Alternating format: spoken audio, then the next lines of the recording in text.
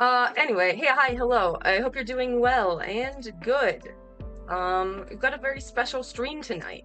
We've got a guest. Nabeel's coming on to chat with us. Um, let me listen, this is my first time doing like a Discord call on stream. So we're gonna feel it out. We're gonna make it work. We're doing our best. Wait, I'm excited though. I think it's gonna be a good chat. Yo, what's up? Can you hear me? Yo, hi, yeah. Do you hear me? I think it should be. Yeah, Cool. Yeah, it's the right yeah, mic. I hear Let's you. go. Right on. Let me just get you on stream real quick. All right, how are you doing? Uh, I'm good. How are you? Doing pretty good. It's hella hot here. I've been Yeah, sweating my ass off. The AC is not working. So that's summer fun. weather. Yeah, good stuff. Yeah. But yeah, same thing here, it's just progressively getting hotter every year, and it's not cool. Yeah, it's like the last 12 months were the hottest months on record, and it's gonna keep going like that, I guess. Yeah, yeah. Here in Canada, well, you probably already know about it, but we had like wildfires like here last year that like pretty much burned the entire country. So Right. yeah. Yeah, it was like the smoke came down to New York and stuff. I remember that. Yeah, yeah. Like people were genuinely getting like their lungs were getting affected by it. Like smoke was like hurting them and shit. So yeah, like Yeah. I Your N95 it, will also yeah, protect you from smoke, by the way, Chad. yeah, yeah. And what was it? This year we almost had the same thing again, but it started the rain really damped down on a lot of it. So luckily it started raining, but yeah, it could have been just as bad. Yeah. Yeah, hopefully you get a lot more rain. I know Lassie was talking about enjoying the thunderstorms. We were just lucky. Well, Snake, we had absolutely no protection, and that's one of the major complaints about the government in the province where this happened was that even though there was a major wildfire last year and like people across countries were getting affected, they still took no measures to protect anyone afterwards. So yeah, yeah. Yeah, Sorry, like sorry. no, you're good. Like we'll do like some controlled burns, but it's not nearly on the scale that it needs to be. Mhm. Yeah, yeah, yeah. And So it's how have you also been this like week? a band-aid. I'm doing pretty good, pretty good. I don't know. I feel like I'm struggling to like find space to like celebrate Pride. Like covering Gaza and everything. Like I feel like I can't take away from that. I don't Yeah. know if you've had a similar experience. Like Pride is a protest, Well, and like it is about collective liberation. yeah, yeah. So like for me, it's more like how does pride and the protest for Gaza like mixed together, right? Like I Mm, think there's been this whole argument here in Toronto. I don't know if you're familiar, but um a lot of people of color who attend Pride, a lot of like Palestinian people who are attending Pride, or people who are pro-Palestinian who are attending Pride, are like, are saying like, hey, like we shouldn't have cops here. We shouldn't have yep. police officers here because they're the ones breaking up protests, beating people up and stuff like that. So yeah, Hmm. I think that at least in my area, the Pride leadership is somewhat listening to the people and like what they need. And there, I have seen a couple of Pride flags and Palestinian flags at Pride, and Awesome. I think from the last like couple years, they started banning police officers from attending. So there's kind of like a little movement to like try and get them back, but it's not gaining any traction with the population, and people are just like are not really having it. Yeah, fuck the cops. They have no fucking place there. And like any place cops Yeah, are, there's violence. Like, yeah, yeah. yeah, So it's been it's very interesting, cool. right? Because yeah, it's been very interesting as well because like a lot of the Chud's like main talking point is that like, oh well, why are queer people like supporting Palestine? They would have, you know what they say, right? Like Hmm. they would have thrown you off a roof there or whatever. As Right. like one, there's no roofs in Palestine. Like, what do you mean? Like, What roof? Yeah. like that's the point. Yeah, like there's no roofs in Palestine anyway. And two, like let's not act like Chuds care about us either. Like Right, and also they're that what was there it? aren't Yeah, queer Palestinian people, like people who have to yeah, stay closeted. Like we care about their liberation too, right? yeah. And also like what was it, like 400 or something, like laws against queer people and trans people have come out in the US just in the Hmm. last year. I'm like, nah, like please. I hate it when they pretend to care. That's the worst one. Like when they're like, oh, like, but they would kill you over there. It's like you would kind of kill me here. Yeah, you Hey, were welcome to the literally United. threatening me here. Like I don't know. Yeah, it's like, um, no, like you kind of don't like me here. Like I don't know what you're talking about. Like no Palestinian has ever bothered me. You right. know? Yeah, exactly. And like it's just whataboutism, really. And yeah, so the ACLU is tracking all the anti queer laws in the US. Yeah, we're at like 522 Oh, is it? Wow. in motion right now. Yeah.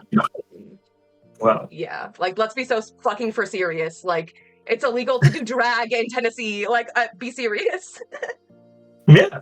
And this happened near my place too. Like I think shout out Boston Pizza, I guess. But like anyway, so a Boston Pizza started doing like a drag hour reading show for like kids and stuff. And like I don't know why people like immediately just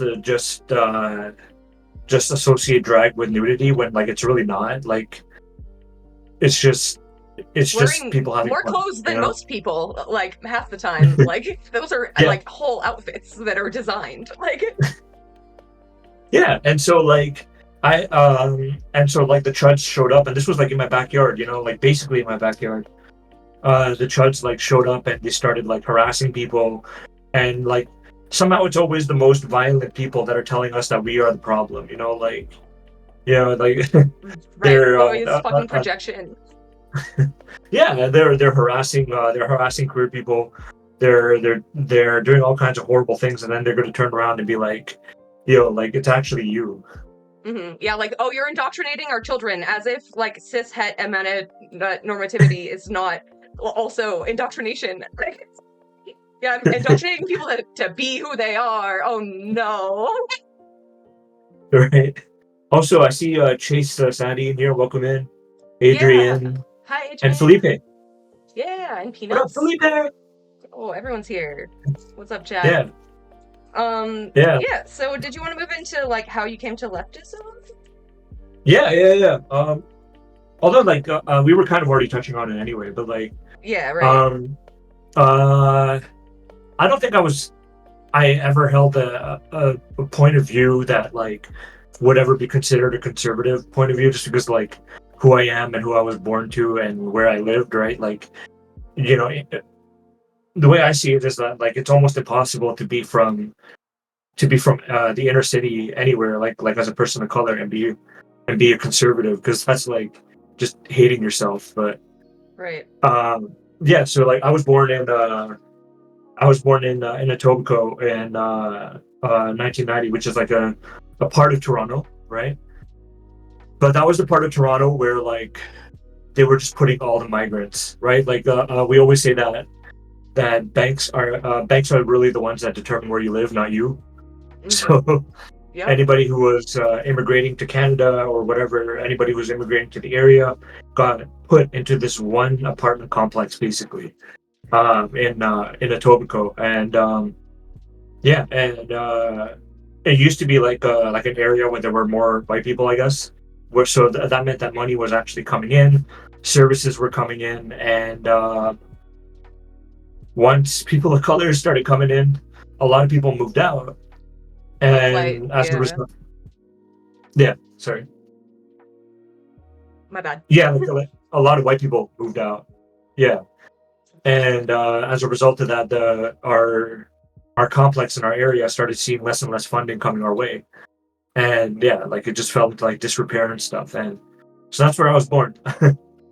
And yeah, like I was just born in a community of I was mostly Somali immigrants, um, and yeah, and that's where I was for about like a few years. That area was like that area was heavily over policed. So yeah, we were always. It wasn't the gangs that we were worried about. It wasn't your random person on the street dealing or whatever. We were worried about the cops, right? Like the cops was the number one worry. Um, I remember from a very early age, knowing ACAP. Hey, welcome in, Reed and Ref. I remember from a very very early age, at least understanding the concept of ACAP, because this is going to get like trigger warning for just a quick second. Um, because a cop had misidentified a black family, and um, in the complex where I live, and they just unloaded like into their car, and you know the car was red, and like I don't need to explain it more than that. Jeez. Yeah, and I saw that I saw the whole shooting go down as a kid, and I saw like what happened, and so that heavily told me who I was. Yeah. That heavily I was like, okay, yeah, okay, cops are the oppressors. We're and I live in a different world. Like I live in a different world from maybe the people who are living in like urban Toronto or something. Yeah, I'm so sorry you Yeah, had to see that. That's fucking yeah, honestly traumatic as fuck.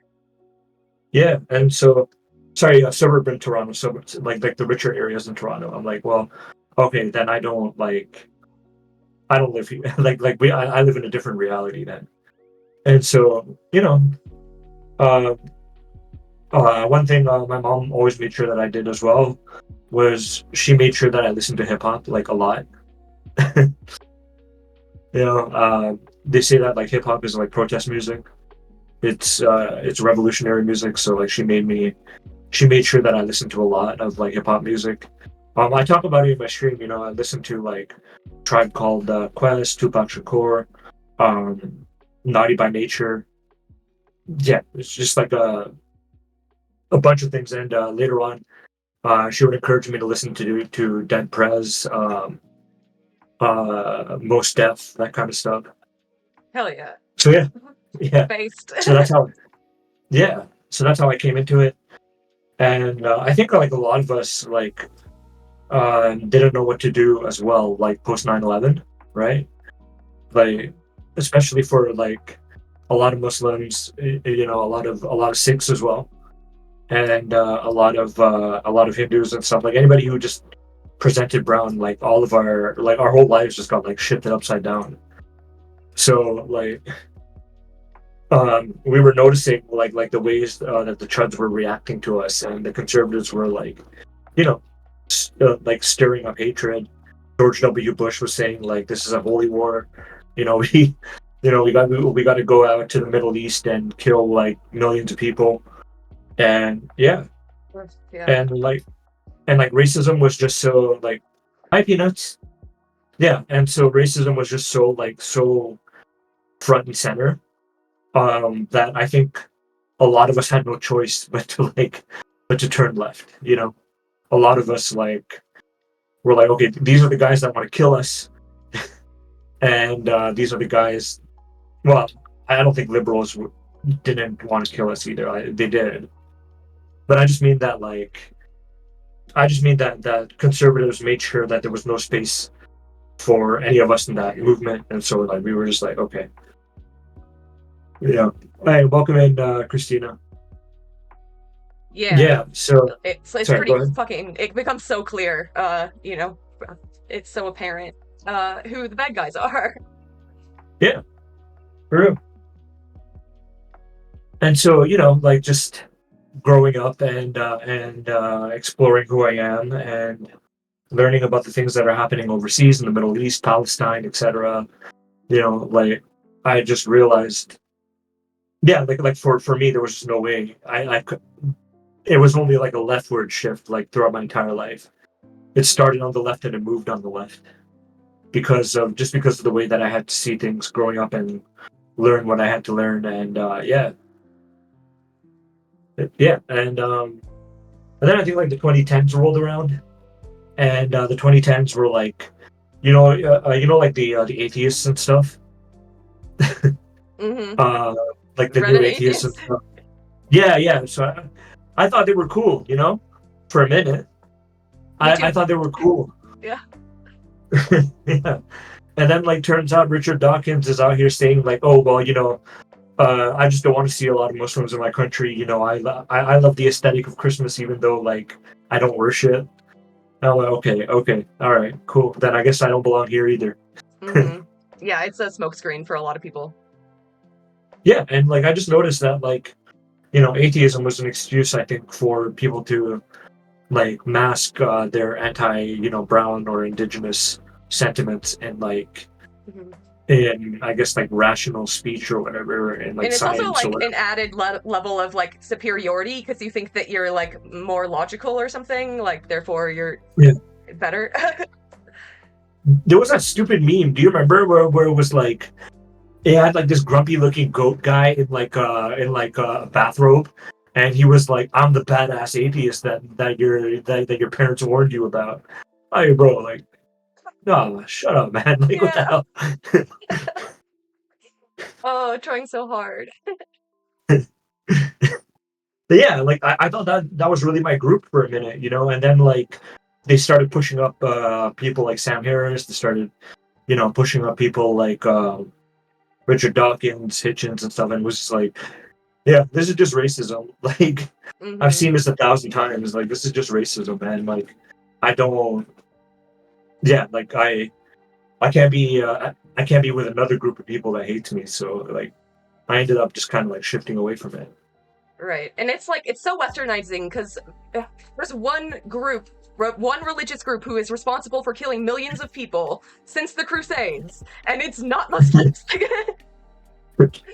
Yeah, uh, and it's like, by the way, like I also want to tell like chat and stuff that like, yeah, like the only reason I ever call myself Muslim is just because like that's what my name and my skin color tells people. So like I don't. So there's like a stigma attached to like to certain people of color, where like no matter what you change or no matter what you tell people, the first thing that some people will assume about you is that you're brown, you're Muslim, all that stuff. And so like I just figured that maybe I would do something good with it. Like I'm not religious. I'm not like religiously Muslim or anything like that, but it's like Peacefire says sometimes. You know, if it's the first thing that some people see when they see me, I might as well try and do something good with it. yeah, You I know? respect that for sure. And it's like cultural thing too. Like Yeah. uh, I I'm not Christian, but I've celebrated Christmas. Like Yeah. But also, like I've kind of gone through my story. What was your story like? yeah, it's a lot different. I grew up in a very rural place in the Southwest, and it was like very like insular. It was a small town to begin with, but like I remember distinctly like the first time I saw a black person like at the grocery store. Like I was like Right. 7 years old, and like it wasn't like a racist thing. I thought it was just like, wow, that's like different. Like I don't. That's a different person than I've seen before, kind of thing. And then I guess like my mom was always really like liberal, but like thought she was independent. Like I don't know what that's all about really, but my dad was very conservative. So I grew up with Mm. like a lot of like political debates in the household. Um Ooh. yeah, and it was around the time of the war on terror and 9/11, so it was really racist shit that my dad was saying to Yeah. my half Mexican mother. Um Oh my God. Jeez. yeah. Yeah, I'm surprised they stayed married so long, honestly.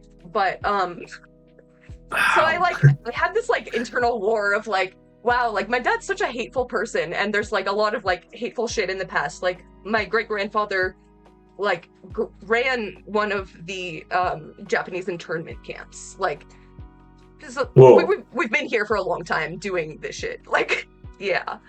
And so I had like not like I never sympathized with my dad in the way that he talked about people, but I'm like, wow, like he made me like I really gotta like undo a lot of this rhetoric that I've grown up hearing.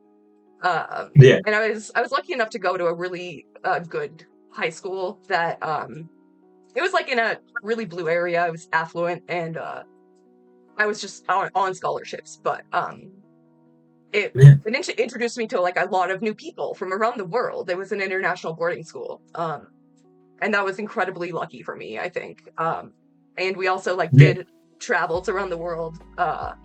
We went to Mexico. I went to Malawi, like Germany, Canada, and yeah, just like diversified my worldview like incredibly through high school. And then when it came to be college, then I was ready to access like Marxist theory, which is fucking awesome. Even though like I was just studying art history, it was still like a fundamental like part of the curriculum.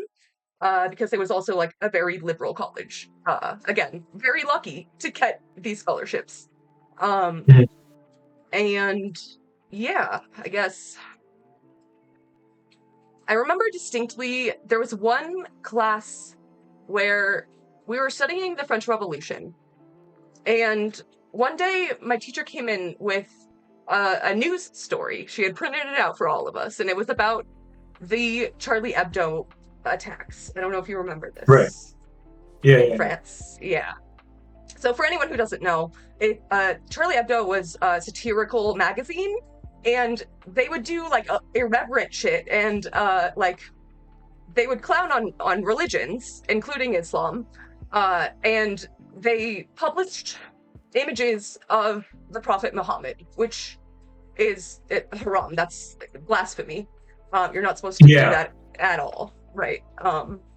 Well, yeah, And like just to give context to this, like I remember there was a movie about his.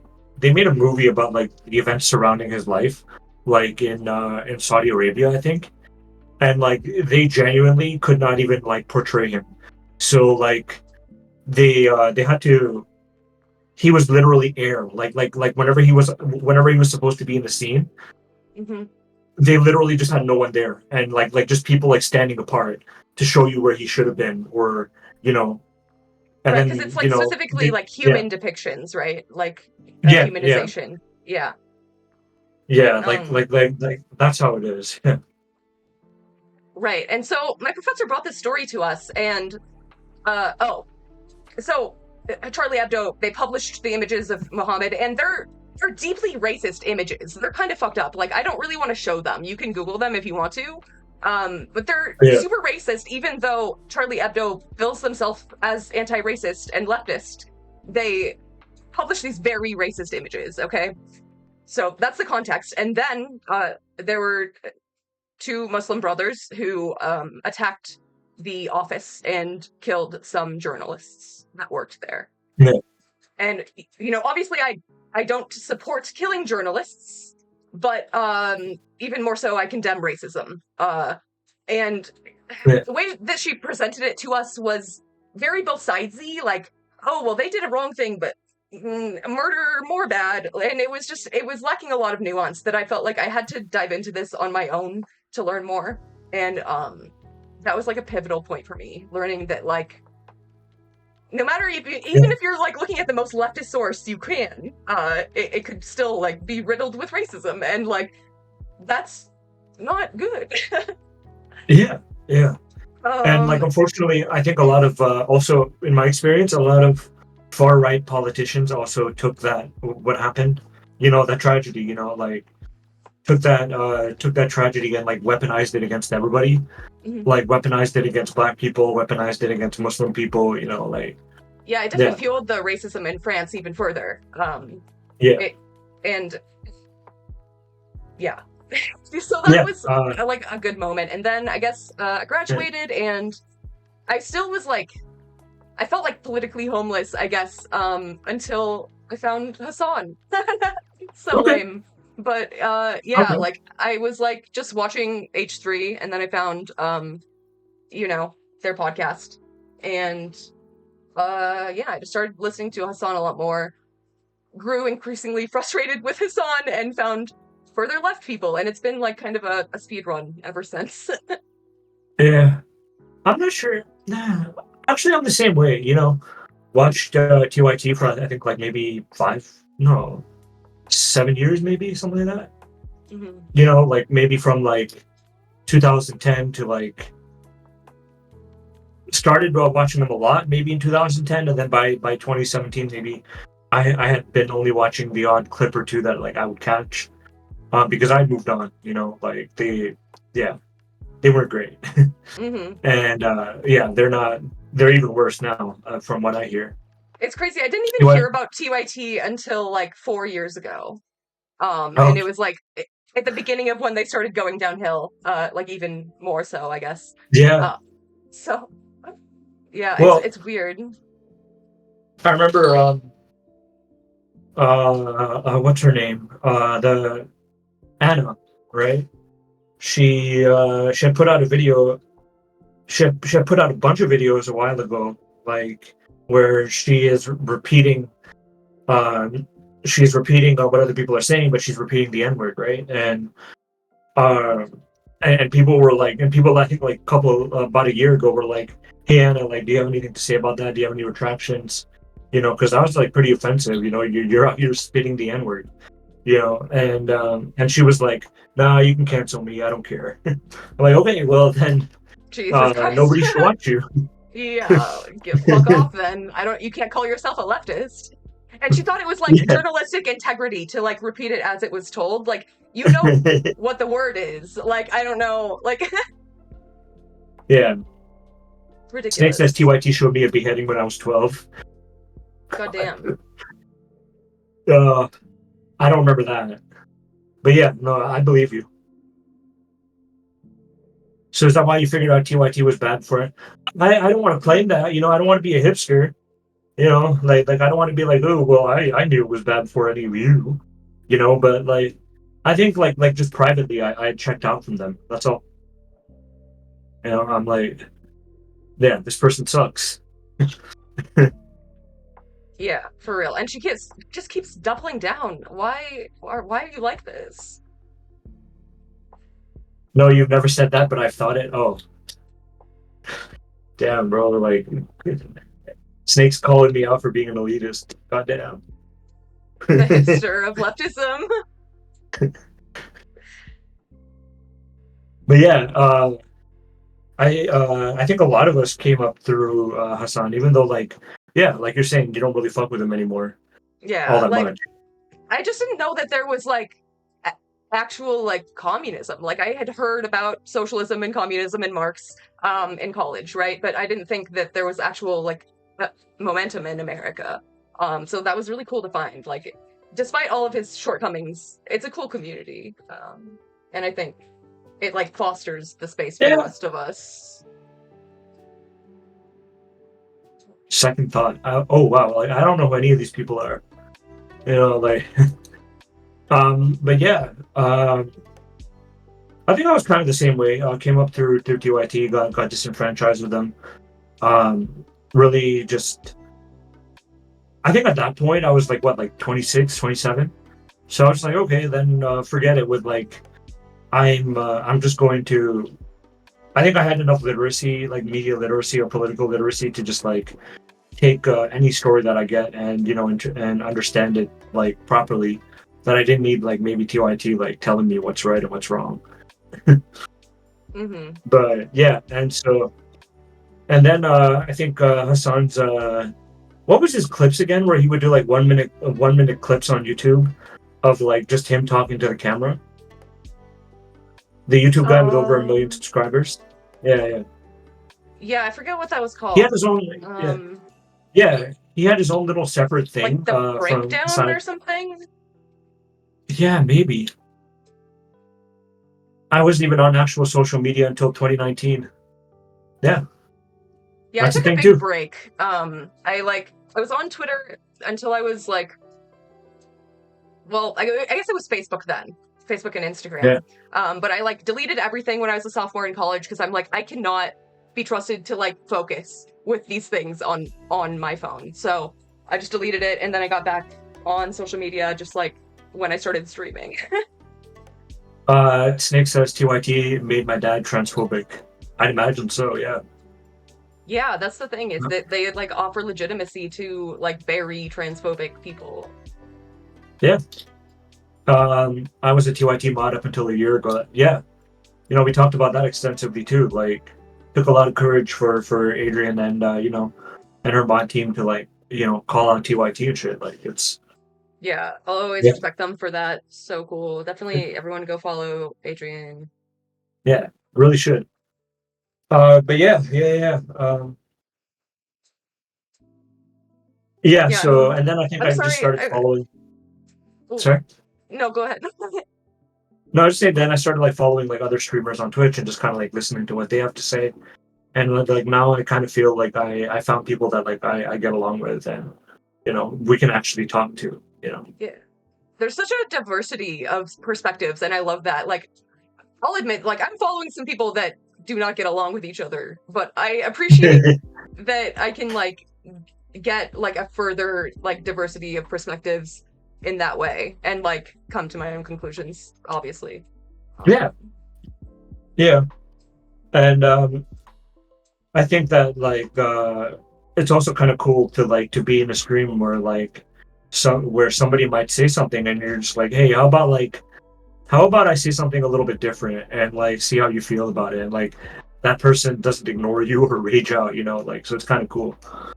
yeah, definitely, like, finding the spaces where you can, like, really contribute and, like, be heard. It's awesome. Yeah, yeah, and so the one thing, yeah, sorry, I was gonna make a comment about something Christina said earlier. Uh, I wasn't even on social media or Twitter until 2019. Christina waited until the pandemic hit and was like, "All right, now's my time. I'm moving in." Time to thrive. Yeah, for real. It's awesome. It's really the prime Christina time. was like, "All right, Media got so good then. like, now's the time." It was when the Yeah. Amazon was burning a lot. Yeah, yeah. The best and worst timing. Yeah, yeah. But yeah, and so I realized that like I think a lot of mainstream media was not here to help you and I. They're there to help themselves. They're corporate donors, and to generally speaking, not piss anyone off. But then when we started like actually meeting people on the internet and people who didn't have any corporate backers and see what they had to say, then it was a little bit different, right? Like, It was like such a breath of fresh air to like hear like such common sense things said and a way that makes sense, like a coherent worldview. Incredible. yeah, I don't have Twitter, and fuck Elon for not letting me read tweets without an account. And now it's drying up. Yeah, yeah. Oh, but I also remember just going back to my experience for a second. Um, yeah, pretty much all of my experience stems from fuck the police. Like all of my leftism came from like my experience with the police, and like every single time, they've either been weaponized against me or my friends or something like that, and we'd have to have like those long discussions with like our parents and stuff, and or we'd have to learn more. Yeah, like I can tell Yeah. you up front, like between me and my friends, I don't know a single one of us that hasn't been harassed by the police. Whether like all people of color, queer people, people with disabilities, women, everybody I know has had some negative experience with the police, and like yeah. So I think like that's what pushed me towards it. It's like I very much see it as like this invading army that is like just sitting in our place, and the chuds are cheering it on, right? Like you see, like Yeah, conservatives are the ones who are, and liberals actually are the ones who like are who are cheering on the police. You know? absolutely. I wish that I had had the ACAB realization earlier. Like, I don't know, I didn't really ever encounter the cops until college, and I feel bad because like I got like my friend who was a woman of color arrested because I was just like privileged and liberal and fucking like popping off the police when I did not need to do that. We could have gotten like a vandalism charge at worst, but they charged us with felony arson because I was such a What? bitch to the cops. Yeah. We just burned some posters on a cork board. Just the posters. Yeah, Okay? And some fucking nerd tracked us down, called the cops, and yeah. identified us. Um, Really? yeah. Yeah. So fucking lame. Oh my god. Yeah. Yeah, yeah. Luckily, we only got like a misdemeanor, like criminal mischief, but like I know that that probably affected her way more than me, and like Yeah, she might not have gotten arrested if it wasn't for me. Like that's fucked up. yeah. That's something that I think a lot of people should realize. You know, it's like it's good that you realized it. Like, what was I saying? You ever notice how like whenever there's like a BLM rally or a rally for people of color, even for Palestine, like you see this a lot, where it's like the people of color are the ones who are like protesting in the back, but then you'll see like a lot of white guys, you know, like at the front, like spitting in cops' face and shit. And it's just like, bro, like you might want to relax because when the cops decide to beat us, like you know, it's gonna be the brown and black people, like not you. Exactly. Well, well, them too, but like at the same time, it's just like you know, please don't start this. You know, Yeah, I'm trying to go home after this. definitely. And like even if they do beat the white kids in the front, it's gonna be way less, you know, like for sure. Yeah, and so like, and those are all things that you know. Again, uh, my mom taught me, right. She taught me how to like how to navigate. She taught me how to deal with police officers, how to deal with people who say like racist shit to you on the street or in class or whatever. And I never look like I haven't always listened to her, right? Like kids get pissed off, you know. And but yeah, I think somebody was saying in here that you know, despite their dad being a person of color, they've been very racist. Um, but so yeah, like my dad is the same way, you know. He fell for the Bush era, you know, programming where like, hey, welcome in Frankie Penny, where like he thinks that his own people are just terrible. You know, like he thinks that his own people are somehow lesser than anyone else, than you know, than white people. And like to hear the way that he talks about black people is like, yeah, there's a huge anti-blackness issue in my community that I'm always trying to bring up and address. Yeah. And Same with my and it mom was too. yeah, Like she's Mexican, but will still like fearmonger about like the human trafficking in Mexico, which is a real thing. It's a real issue. But like, what about the human trafficking happening in your back door? Like, you know, right, yeah. And so it's kind of hard for me to hear that, right? Like obviously because he's downing people that should be with us, you know. He's downing people that we should be supporting that that are going through worse than we are even, you know. And so like it's kind of hard to have to hear him like you know uh the way I see it, and like the way that he displays it is it's more like you know putting down one person for the favor of the other. So yeah, yeah, like to be one of the good ones, right? yeah. So it's like appeal to colonialism type thing, Hmm. you know. Yeah, my mom Yeah. would always So say like, "Why are you always on the fringes?" And I'm like, I don't know, maybe because like the mainstream doesn't like me and thinks I should die. yeah, yeah. Yeah, and so like I think uh, a lot of us come through leftism. It sounds like you're saying the same thing, but because of who we are and like the way society like kind of pushes you into a corner anyway, and you know, Yeah, man, it's I didn't either even like like get into it really. I there's so much more I could talk about. There was Fox News expose at my college for having gender neutral bathrooms, right? okay, It was like one of the first ones that they did. Like Fox News does this all the time, right? But it inspired so much stochastic terrorism that there would be people in pickup trucks trying to run down like queer and people of color, like mm, just like on campus.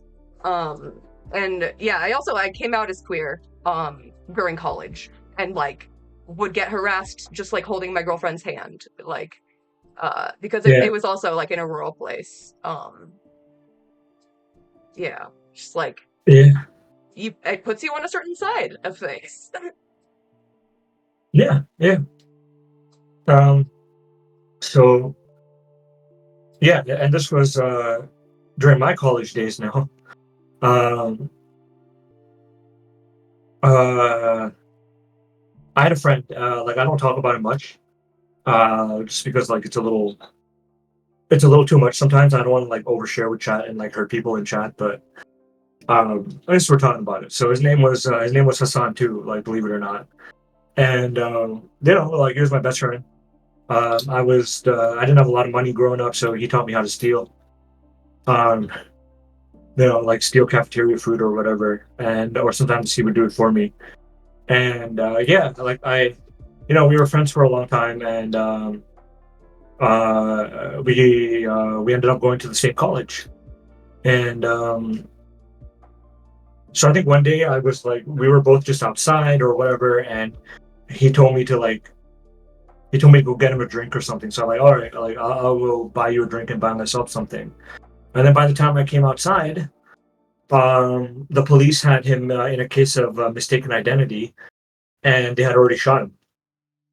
Like Fuck. he was already being loaded in, like into a hospital uh, car or what do they call it? Like a van? Uh, It's an ambulance. Sorry, ambulance? my mind Yeah, is yeah. same.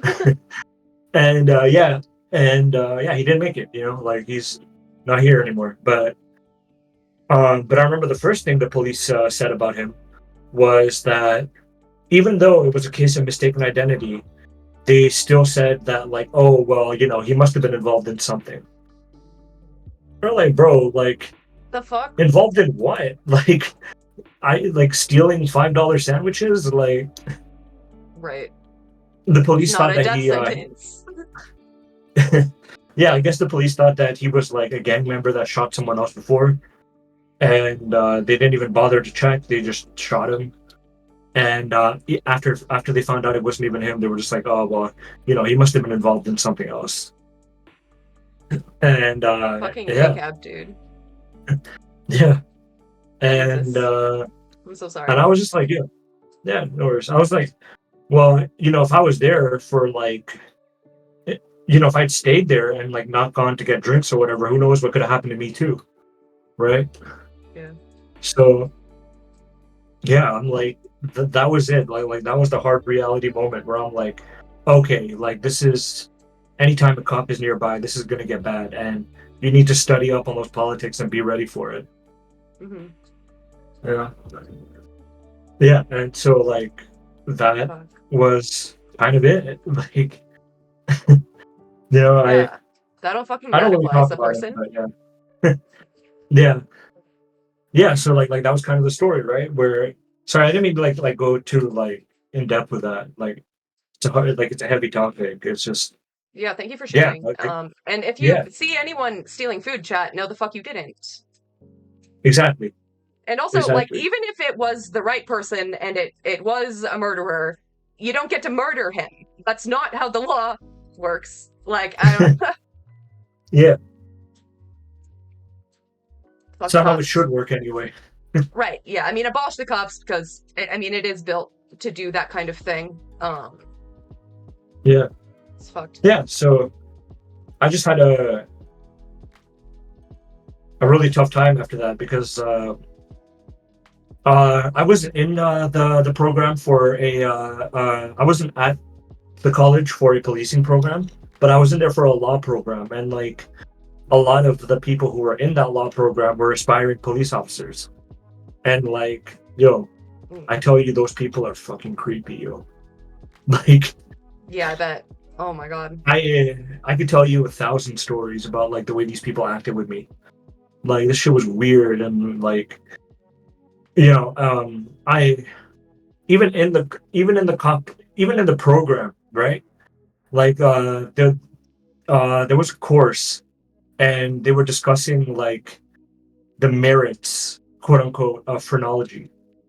You know, like if you know what that is, it's like how What do you, certain the merits? supposedly yeah, it's bullshit, but Oh my God. they were openly sharing what phrenology is without like the disclaimer that this is a horrible thing and that like you shouldn't believe in it. Yeah, You know. entirely fabricated out of racism. Like, the only real Yeah. phrenology, as we know, is cop phrenology. Yeah, this was in 2009. You know, Jeez. like wasn't far off. You know, like where they would tell you that like people with different skull shapes or skin colors or whatever were more likely to. Yeah. Incredible. And- yeah, and that's what they were feeding the cops Yeah, in and it's like 2009. it's such deep-rooted racism. Like they don't even have to like retool any of the lessons from fucking 1860. It's the same shit. Like, Yeah. Um, and also just one thing out of personal experience is that like cops have no understanding of consent or personal boundaries because they violate people's boundaries all the time. But because of the way our school was set up, the police, well, not the police, but like the cops in training or whatever would use the same gym that we used, right? Like that students use, and for whatever reason, the cops were the only ones that ever got like butt ass naked, like in the change rooms, and would like stand close to you and talk to you while they're naked. what the And fuck? yeah, yeah, That's a crime, like, sir. What the fuck? I was Oh. like, yeah, Cops shouldn't even it be in was, schools, period, but that's wild. yeah, it was bad. And I remember I was like, okay, well, you know what? After seeing all this, I'm gonna go. I'm like, I started changing in my car. Yeah, Yeah, I don't blame you. it was just weird. Jesus. Yeah, yeah, like they don't understand people's boundaries. We had students put out like entire complaints and say like, hey, you know what? Like specifically, the students from the police program are the ones coming in here, and they are the ones who are being graphically inappropriate in locker rooms. And mind you, you know, not a single complaint about a trans person, by the way. No, not a single complaint about a trans person anywhere. It was the police. It It's was always the it was fucking men who are police. cops. Yeah, right. Yeah, and so like we went to the dean. The dean did nothing, and it was just like a giant waste of everybody's time. That's so fucked So up. yeah, Jesus. yeah. So when I mean the police pushed us left, I like that's what I meant. Yeah. I, man, So yeah, I got a DUI and, they were still like so nice to me because I was crying. I was like, oh my God, I'm gonna lose my scholarship and it's all over for me. And they're like, it's fine. You're gonna be fine. Like, it's just like so night and day, yeah, seeing how other people get treated. yeah. I think there was this guy, right? So I live close to a bar, and so there's like this intersection at where I live where most of the drunk drivers crash. You know, and I just remember, and this was another, like not putting any judgment on you or anything, but like this was a an incident where I think he had drove and he I think he was blackout drunk, and he hit a tree, and that tree hit a biker, like a guy like on his bike on the sidewalk, and his like Uh, the driver's car flipped over, and he had like crawled out of the car, and he was just acting like nothing happened. He was just sitting there like calling his mom, and he'll be like, "Hey," he was like, "Hey mom, I might not be able to make it home tonight. It's all good. I'm okay." Like, bro, like, you know, Jesus. So yeah, comfortable. Jesus Christ. Yeah. And I'm so lucky that like nobody got hurt. And like I definitely do not condone that in any fucking yeah, sense as a PSA. Do not ever use any substance and drive. Um yeah. but I guess like what I was just saying was that like I was thinking on how he was white, he looked rich, and like if it was any of us who might be visibly queer, disabled, person of color, um, I don't think we get the same lenience. Like I don't think we'd be outside of our cars, saying, "Hey, mom, like I can't make it to the picnic tomorrow." Like. yeah, no fucking shot. But yeah, like that's kind of my. And also one thing I will say is I learned a lot about queerness by being on Twitch, by just being around people that um that are from different parts of the community than I am, right? Yeah, So same. like There's so many people. It's awesome. yeah, like getting to talk to trans people, getting to talk to non-binary people. Yeah, getting to talk to brown and black, non-binary and trans people. Getting to talk to two-spirit people, right? Hmm. Like it's really eye-opening, and like yeah, like we all go through different experiences at the hands of like one oppressor, really. So it's like it's kind of cool to kind of get together and learn about other Yeah. people. I didn't know what non-binary people who non-binary people were before I started Twitch. I knew that people like preferred they them pronouns, and I was like, all right, cool. Like like if that's what you want to be called, like I'm here. I'll do Yeah, I it. didn't know I was non-binary before I got on Twitch. I started following Ari Centauri, and Okay. they were like talking about their experience and like coming out and like Hi, Jilly. Sorry, changing go ahead. pronouns and all that. Um and it was just slowly dawning on me that like more and more stuff they were saying was resonating with me, and I'm like, oh, you can present feminine and still be non-binary. Mm, And it just like blew my mind open. And that's incredible. yeah, yeah. So I think like um, when I joined Twitch, it was to actually join like a non-binary person stream, right? I uh, I joined Gwen's stream, USA whole stream, and I was like, all Hell yeah. right, like yeah, and I was like, and I just kind of like sat there for like a month. I was just talking to everybody and like learning about everybody, and like USA whole was like teaching what, well, not teaching, but like just being who they are, Hmm. and I just They're picked the up on it. best. Yeah, yeah, we love the Glen Hole. Yeah. Yeah, it's so Yeah, nice. and so Like, like and it's like yeah, a true like vision into intersectionality, especially with like politics streamers, and you can see like how they approach a topic. Um, and that's really valuable for me. yeah, and and there are some people who don't take well to being corrected, who take it as like personal offense. And there are some people who are just like, wow, like I didn't think of this perspective before. Thank you for letting me know. And I think Yeah. like that's two different things, right? Like there are some politics streamers that only talk about workers' rights, right? Like just for example, quickly, like I'm not gonna name names or do anything like that or whatever. But yeah, there are a lot of like politics streamers who like just leftists who only talk about like workers' rights and theory and stuff like that. And it's just like, okay, but we've been here for like 4 months now. Can you talk about somebody with disabilities, please? You know, like, Mm-hmm. Can you can you? reform your own ableist language, please? Yes, Yeah.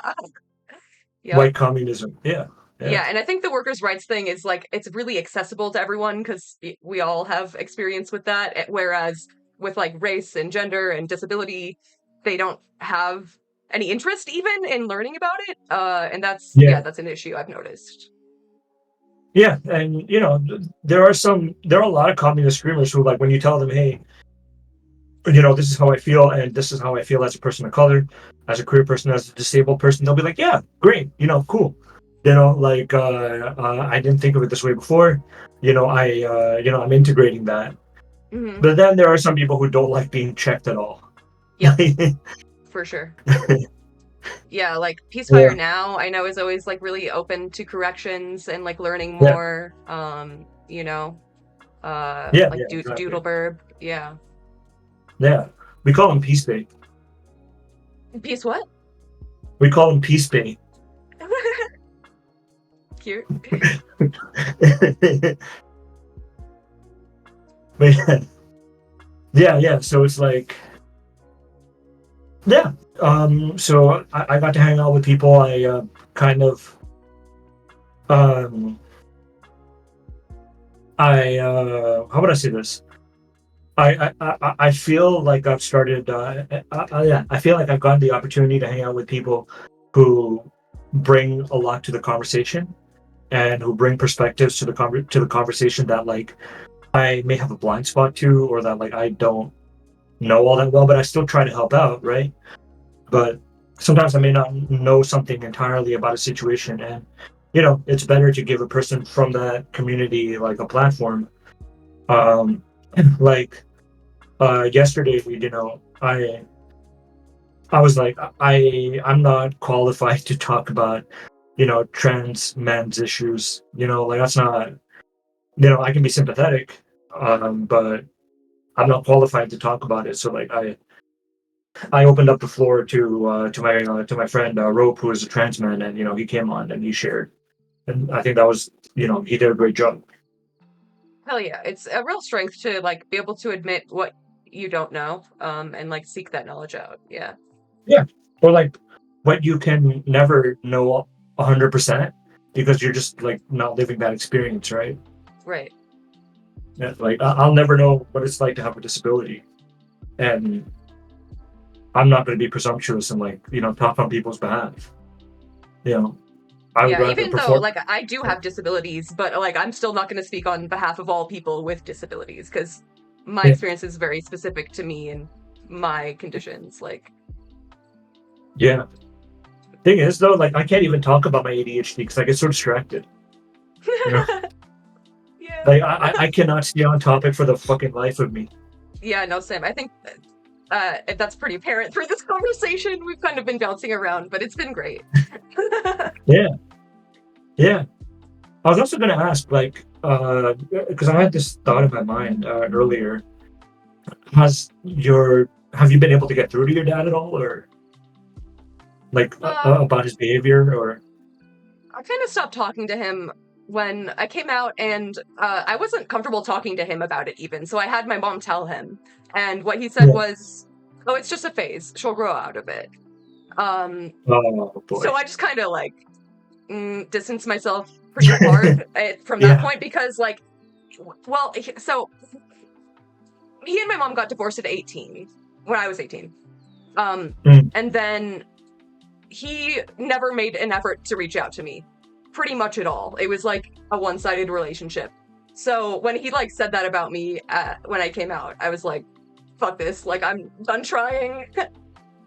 uh I remember I went to their house one Easter and I was talking to his new wife and I was like reading the news and I just kind of said offhandedly like, damn, like 200 people got killed in this mosque in Egypt. Like that's so sad.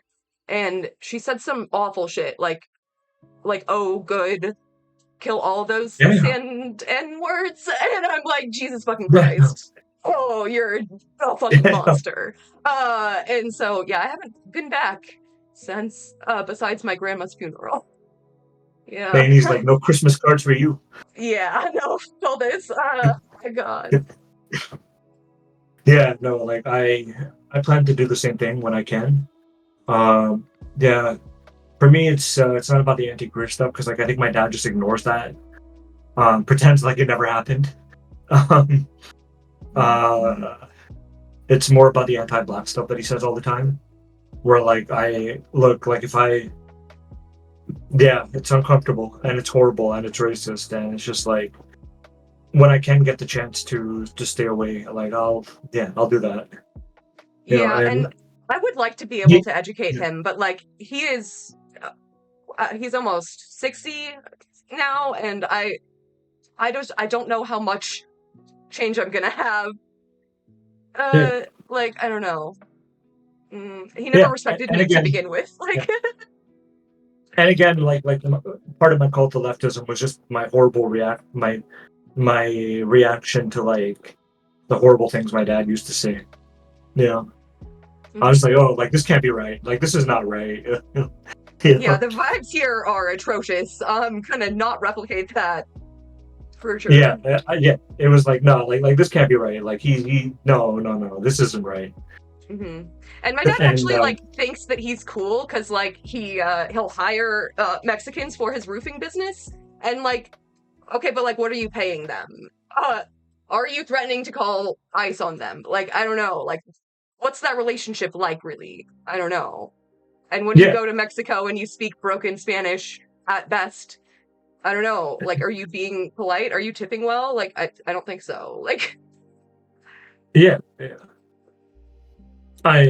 And I think like it's just weird with dealing with him as well because like I think he says like off the wall shit to get like a reaction out of people, you know, and so it's like best not to give him that and just be like and just call him out for what he's saying and just move on because like he seems to thrive a little bit off of like people's negative reactions to him, hmm, so yeah, it's not worth it. yeah. Like, yeah, That's tricky. It's best to just like completely ignore it so that there's like no reward for him in that way, right? yeah. So it's like not to give him what like the dopamine that he wants. Right. Yeah, Yeah, like and so oh my God. So after that Easter, my grandma died and I went to the funeral and there was like a wake at my dad's house. And yeah, my stepmom tried to bring up trans rights to me. I'm like, I'm actively grieving my grandmother, and you're gonna talk to me about this shit right now? You know what I think. You know what I fucking think. And yeah, she's like starting this fight with me, and I'm like, how does this affect your life? Oh, it doesn't? Oh, there aren't any trans kids at your friend's school? Oh, wow. It seems like you're yeah, making a big deal out of nothing. yeah. Like it's so weird, you know. Yeah. So she was like trying to say like transphobic shit to you like at the funeral. Yeah. Yeah, she just brought it up out of Jeez. fucking nowhere, dude. It was at the wake, so we were like eating dinner and drinking and stuff, but like it was still so random. Like she's like, "Yeah, well, I just think we should keep that out of the schools." And I'm like, "No, I think it's cool when people can be who they are actually. I don't see a problem with that." Yeah, yeah. It's just so it's fucked up. Like She doesn't have I kids. She does not have children, by the way. She's mad on behalf of her friends like being yeah, mad about their kids' school. Like, yeah. You know what I've also realized is that like when chuds have kids, they assume ownership of those kids. You know, like everything those kids do is like some kind of like it ties into their honor and like their how dare my property upset me. You know, right. Absolutely. like that is so fucked. Yeah, yeah, and like this is one of the things that is happening here in Canada as well. So the reason why I started streaming to begin with was that I think a lot of people genuinely don't know much of what is happening in Canada and like how dangerous it is down here as well. Yeah. Um, because I think like the U.S. gets like a lot of the airwaves and a lot of attention. Like here, our news media will even cover American politics more than our own, kind of. Yeah, So I'll be watching CBN sometimes. Like, the Canadian Broadcast Network. yeah, But not for like good info, yeah, just for info. Like, you get yeah. it. And so like my so that was one of the reasons I got in, was that like I'm seeing a lot of people talking about what's going on in America, but like the people that are here in Canada are kind of like being forgotten, right? Like nobody knows about the brutal history that we have here with colonialism, and Yeah, the way Asian migrants, Black migrants, and Indigenous people were obviously mistreated, and how they're still mistreated today. And so that was kind of like my end, because like I used to just go to every stream and kind of get like frustrated that like I used to go in and be like, what about the Canadians, man? Like, no, that's real yeah, though. Like, I really don't know much. Still, even though I try to soak in as much world news as I can, but yeah, there's just a lot less info. Snake said I think he meant CBC or CTV, because CBN is Christian Broadcasting Network. Yeah, CBC, yeah. But yeah, yeah, but like, so that's what it was for me. I was just kind of like, nobody's talking about us. Nobody is bringing. Well, the Indigenous people here in Canada are bringing to light their own issues, but like a lot of people don't know about it. A lot of people are not highlighting the issue, and a lot of people are not highlighting even what the Sikhs went through here in Canada, or the Muslims, you know, Asian people, etc. I've ended up in a Canadian vortex and feel like the only American. Nice, Felipe.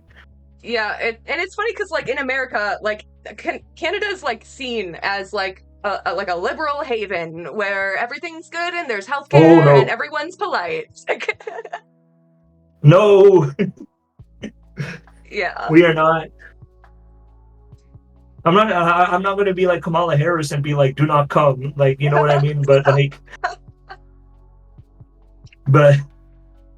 but be ready. Be aware. Be aware of who we are, and that's not good. Yeah, You know, like when like Trudeau had the Nazi in Parliament and fucking applauded him, like I think that was like the oh shit moment for me. Like, oh, yeah, it's yeah, the same thing. yeah. We can send y'all's troops to Haiti and pretend it's nice. Yo, but yeah, what was I saying? Yeah, like Canada has like colonialism. Canada had segregation just like anyone else, just like the U.S. Sorry. Canada had horrible mistreatment of Asian people, and like that stuff is just kind of like brushed under the rug, right? Like um, indigenous communities right now don't even have clean drinking water anywhere in Canada. Their women go missing at an exponentially higher rate than anyone else, are never found. Um, so yeah, like that kind of stuff is really bad, and like a lot of light doesn't get put on it. And like also Quebec is really fucking racist. Like, do not go to Quebec. If you end up in Canada, I don't know, stay in Ontario or something. Chill, like you know, chill in Toronto. I guess it's not great, but like it's far side better than Quebec. Yeah, I didn't realize when I went to Quebec. I guess I could have picked up on it because like you don't like see people of color unless you're in a taxi and it's like a Moroccan taxi driver. Like that Yeah. was it. Like So yeah, there's a reason for that. right. Yeah, and yeah, and like it's just yeah, like I remember we went through Quebec with a couple of my friends who are black, and like store owners used to actually just refuse them like washroom. God. Yeah, it's fucked. Yeah. So yeah, like there's just a lot of stuff that's happening in Canada that people unfortunately don't know about. Um, what else was I trying to say? there are anti-trans laws that are passing here.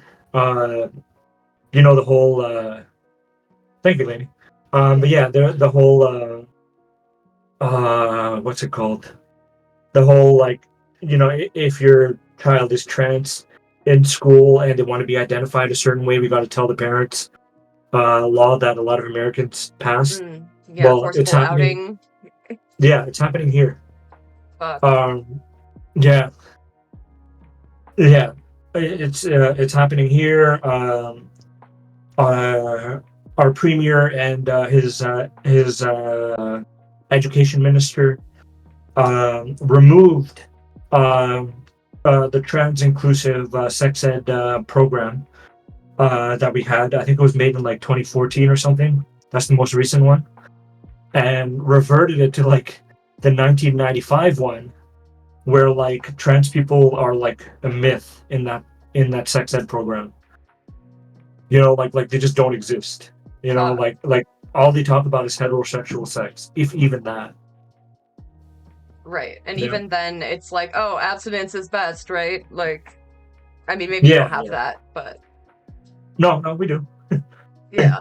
And it's like it should be on the level of like medical privacy. Like if you are a child, you can talk to your doctor in private because that's Mhm. like a medical concern. Like Yeah, not to it's like fucked up. not to medicalize transness, but like it is a privacy issue. Yeah, there's even an interview where like the minister that did this that forcibly outed children in schools, like trans kids. We somehow CBC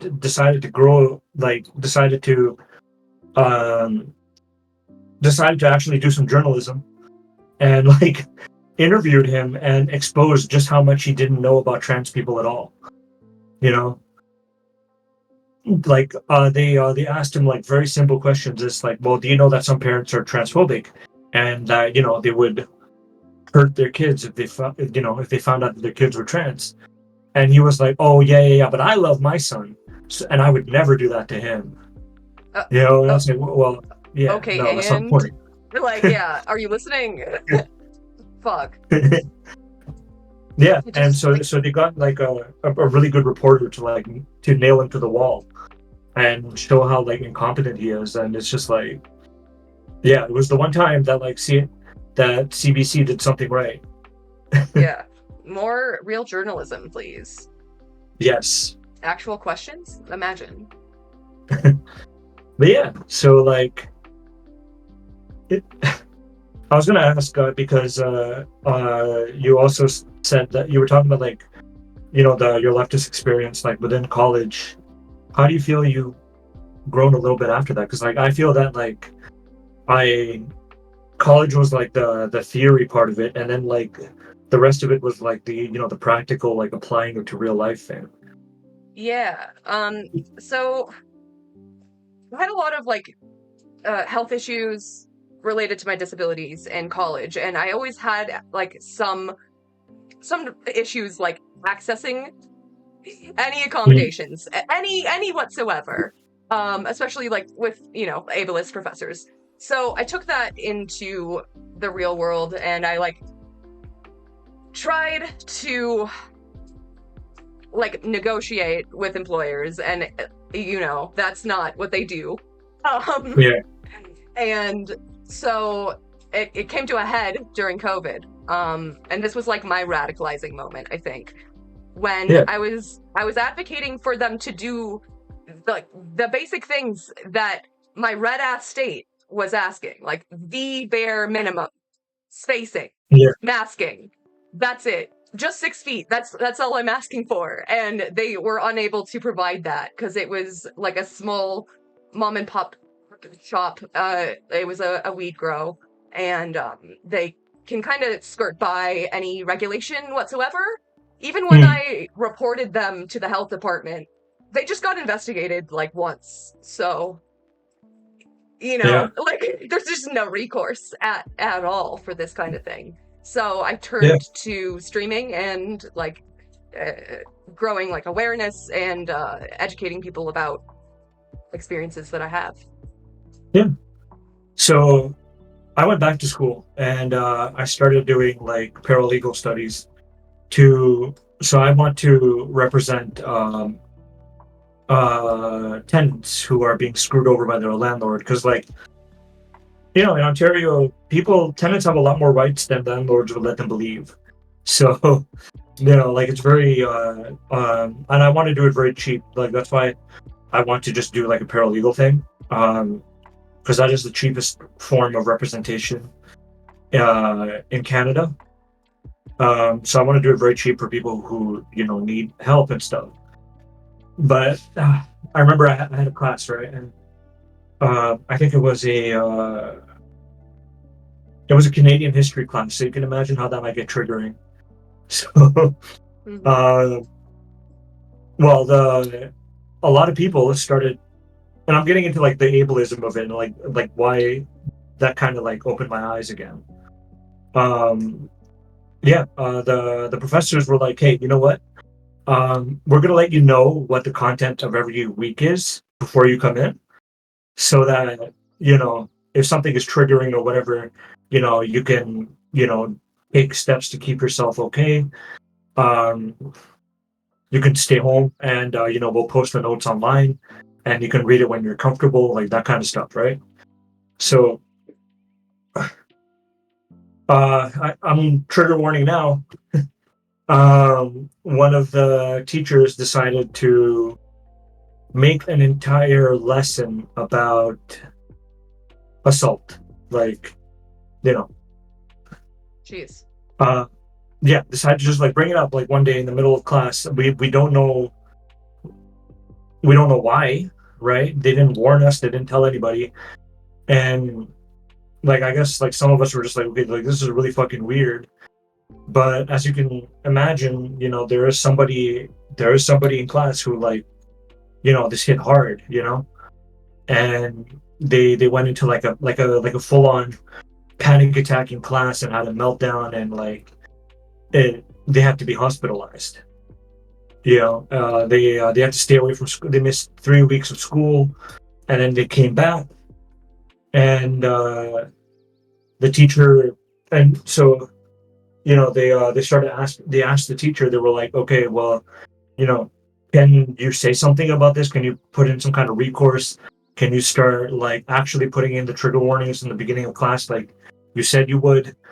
And she just essentially got the runaround by like all the admin, whether it was the teacher, whether it was the department head, whether it was the dean. And I think one day she had had enough, and she just hit like reply all to like an email chain that she had with the entire department, with the entire like school and the dean and all that stuff.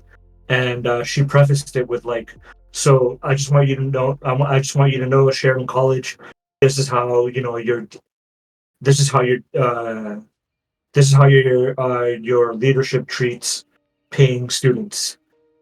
And like we all got an email in our inbox at like 3 in the morning saying like trigger warning.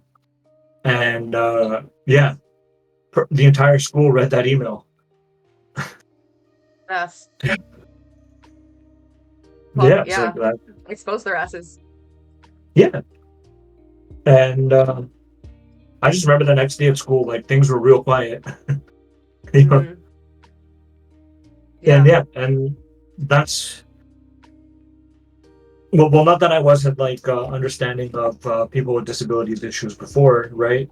But like now you see it in person. Now you see the effects of like not not understanding somebody's disability and not being accommodating really does, right? Like Yeah. I never want to be here in a stream where like I'm sitting here and I'm talking to you and I'm trying to say something based, and I end up harming somebody, with like some kind of horrible subject matter.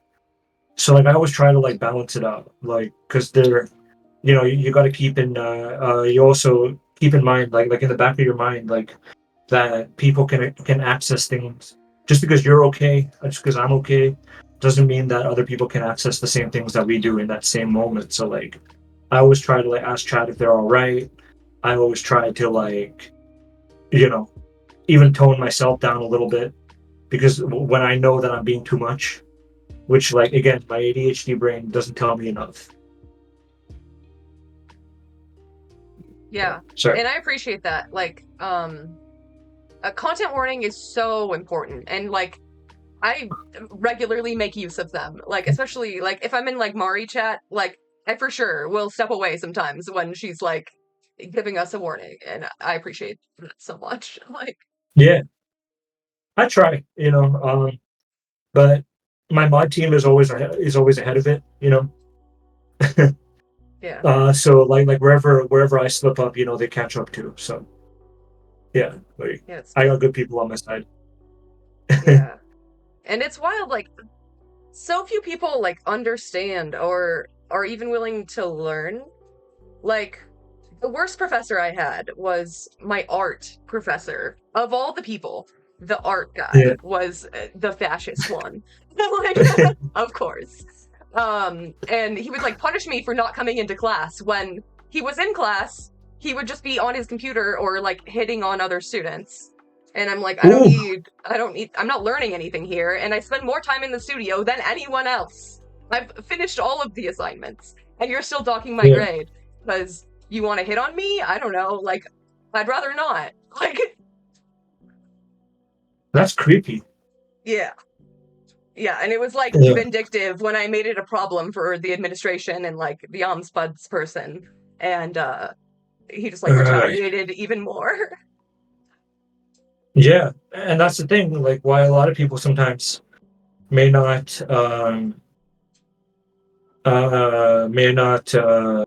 speak out is because there's a powerful man in charge who will get his little ego hurt Yep. and and retaliate against you, and then like now you've lost your scholarship, or you've lost your whatever it is, And you've he lost still your has job, or tenure. yeah, it's It's creepy shit. bullshit. Yeah, I absolute bullshit. And I'm although I will experienced. share like a positive story. Like there was Yeah, go ahead.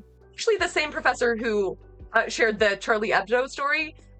She allowed me to do like a modified version of presenting that was just like way easier for me and my like social anxiety, and that was Yeah, fucking like game changing for me, and like always let me go first so that I didn't have to like worry about being worse than everyone else. Like it's so that's easy to do awesome. these things, like Yeah, and also at the end of the day, when you're out into the real world, the quote unquote the real world, or like you're at your job or whatever, no one's going to sit here and like test you and wait for a, you know what I mean, like no one's going to sit here and like make you do a multiple choice quiz, or in a time limit, or yeah, like I always found like testing like really weird because right. nobody does to you outside of school.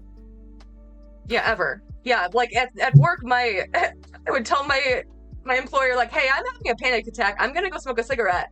They're like, "Cool, seems good. See you in a minute." Like, I don't know. Yeah, That seems pretty easy to do. Like, I mean, that's lucky. Like, I've had like pretty good employers. But yeah, same. Yeah, I've been fairly lucky. Yeah, yeah, it's yeah. But I think like a lot of what we ended up talking about was how like for marginalized people, like school is such a barrier sometimes. mhm, School is just so inaccessible. I never had anything like that. Definitely part of the reason I ended up agoraphobic. Yeah, yeah, I understand. mhm. Yeah, Like I it's so important. Like, and it requires so little effort to accommodate. And I just wish people had like the energy, I guess, to do that. yeah, and honestly, yeah, it takes very little to no effort to accommodate anybody. Sometimes it's just a matter of letting them do as they see fit. Like just a matter of letting them do as what works for them. Yeah, or just asking them Not how you can help. yeah, like not everybody fits into the same mold.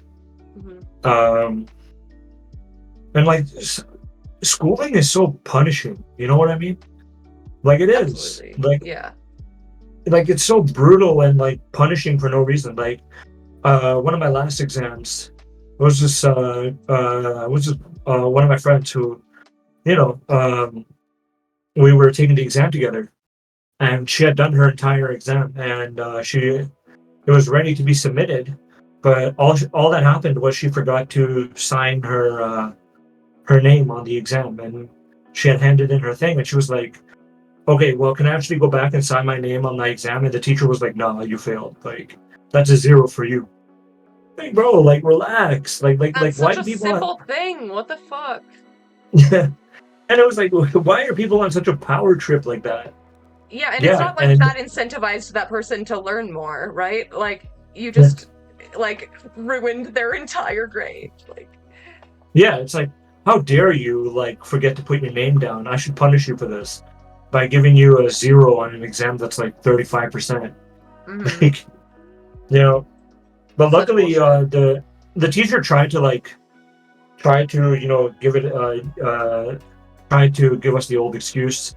She was like, "Oh well, how would the other students feel if you got more time to complete an exam?" And I think there was like me and like four or five other students still packing our bags, and we were like, "No, like we wouldn't care. We're done. Like, what do you mean? Like, no, like we're leaving." I think that's fine actually. Like, Yeah, like, it's yeah, what? we're like, You can watch them write their name. Like, hello? yeah. And so she was like, "Oh, okay, well, actually, like, forget these assholes."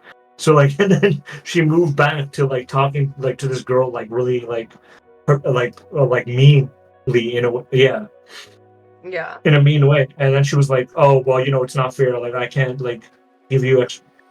She had this little kid like crying. You know what I mean? She Mm-hmm. had like this little kid crying for nothing. This is like So in like maybe cruel. a 20-year-old student, like a 19-year-old student. She had them crying, Just and cruelty for then the like sake of being cruel. yeah, and then I think like I got a text later from her saying like, oh, after 10 minutes of like me begging, she finally let me put my name down on the paper. Hey, bro, uh, That's say I'm glad emotional you got your mark. terrorism. Like, I say I'm glad you got your mark, but fuck, yeah. Jesus Christ. yeah, Yeah, and it's it's just really like like it's meant to like incentivize just like compliance uh more than it is learning critical yeah, thinking or anything like. yeah. So that's what I mean. Like for a lot of students who are differently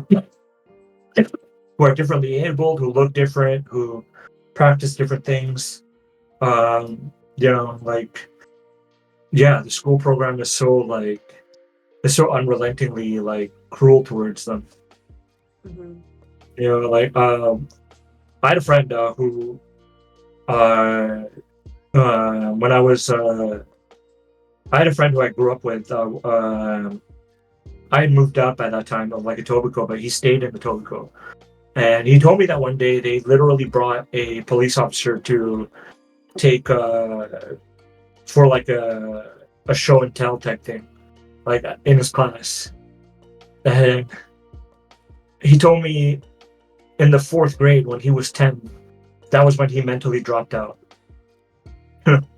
Fuck. he mentally dropped out of school Yeah. because he was like, oh, okay, like, is this what's waiting for me when I grow up? Like some cop, like, doing all this stupid shit. Mhm. Like, I guess he was more like, well, if the school's not going to keep me safe and they're going to put cops in front of my face, then like why am I going to risk my life and spend 10 more years with them or whatever. Right. For So yeah, what? yeah, he had told me like he had mentally dropped out at the age of 10, and he dropped out when he fully could, and It's so he started sad. spending yeah, and he started spending all his time at the mosque where like he felt that there were more people like him and more people who understood what he's going through. So like Yeah. it's God, did rough. you hear about the fake school shooting that those cops did? Really? Yeah, they like were there for it was a high school but they were doing like some sort of like forensics class, and they just pretended to do a school shooting with people like in plain clothes. Um and just terrorized all of the students. Really? Jeez. Just regular America shit. Yeah. Yeah, it was in Vermont, Bernie, come on, bro. right? Please, bro. I'm begging, bro. That's like a prank you go to jail for. Yeah, what the hell? Yeah, like I think you just did a school shooting.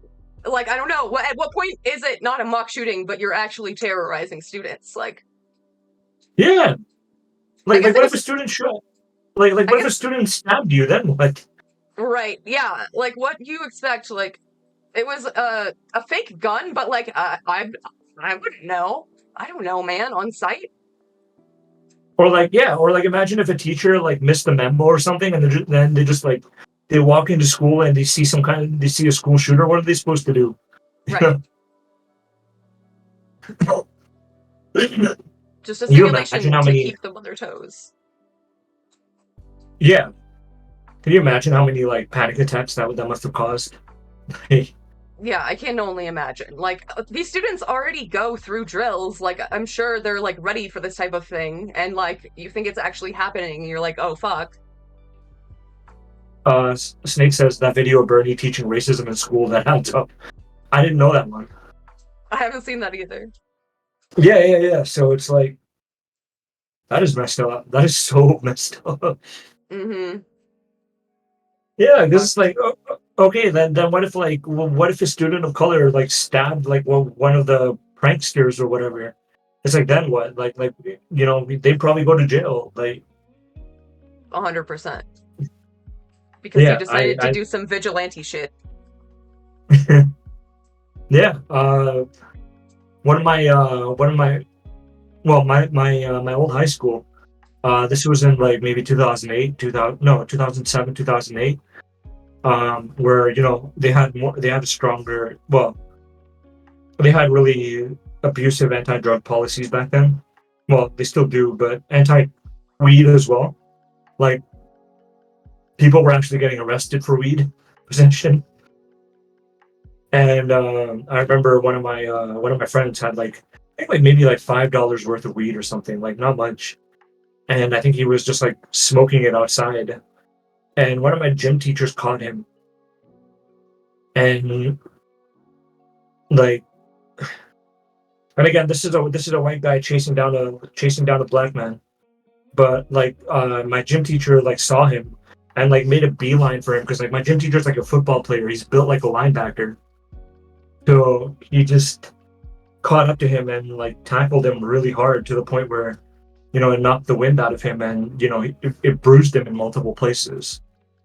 The fuck? And yeah, and he got arrested. Because you have a spicy plant. Jesus Christ. Yeah, how dare you? So ridiculous. Yeah, and so like again, I didn't live in a very rich place. I didn't live in a very privileged place, right? So like I this was just my reality growing up, and it could have been me, it could have been anyone. And so like when we're yeah, so when we're thinking about it, like a lot of us were very lucky that we even like made it out. We graduated high school, and yeah, any one of those situations could have been us. Right, and these people are supposed to be there for like the best interest of the students theoretically, but Yeah, yeah. Yeah, they were just rude and evil, like, and like even my teachers would like sexualize the women of color like in their classes and shit. So like that, yeah. Grade two so was my first gross. panic attack, and when I mentally dropped out, teacher claimed I had oppositional defiance disorder, which meant never getting any real help. Yeah, so they just turned their backs on you. It sounds like Snake. Yeah, just fucking abandoned for having like a very human experience. Yeah, So I think like all of those things, just like my like everything that led all those experiences combined and like others are just like what informed my view of like what being a leftist is, right? Like I didn't know what a leftist is was until like maybe I started watching more political stuff and I just started seeing where my views have already aligned. And Hmm. because like I think for us, right, like mainly you and I and a lot of people here in chat, our experiences are what dictate our politics. We didn't come into it.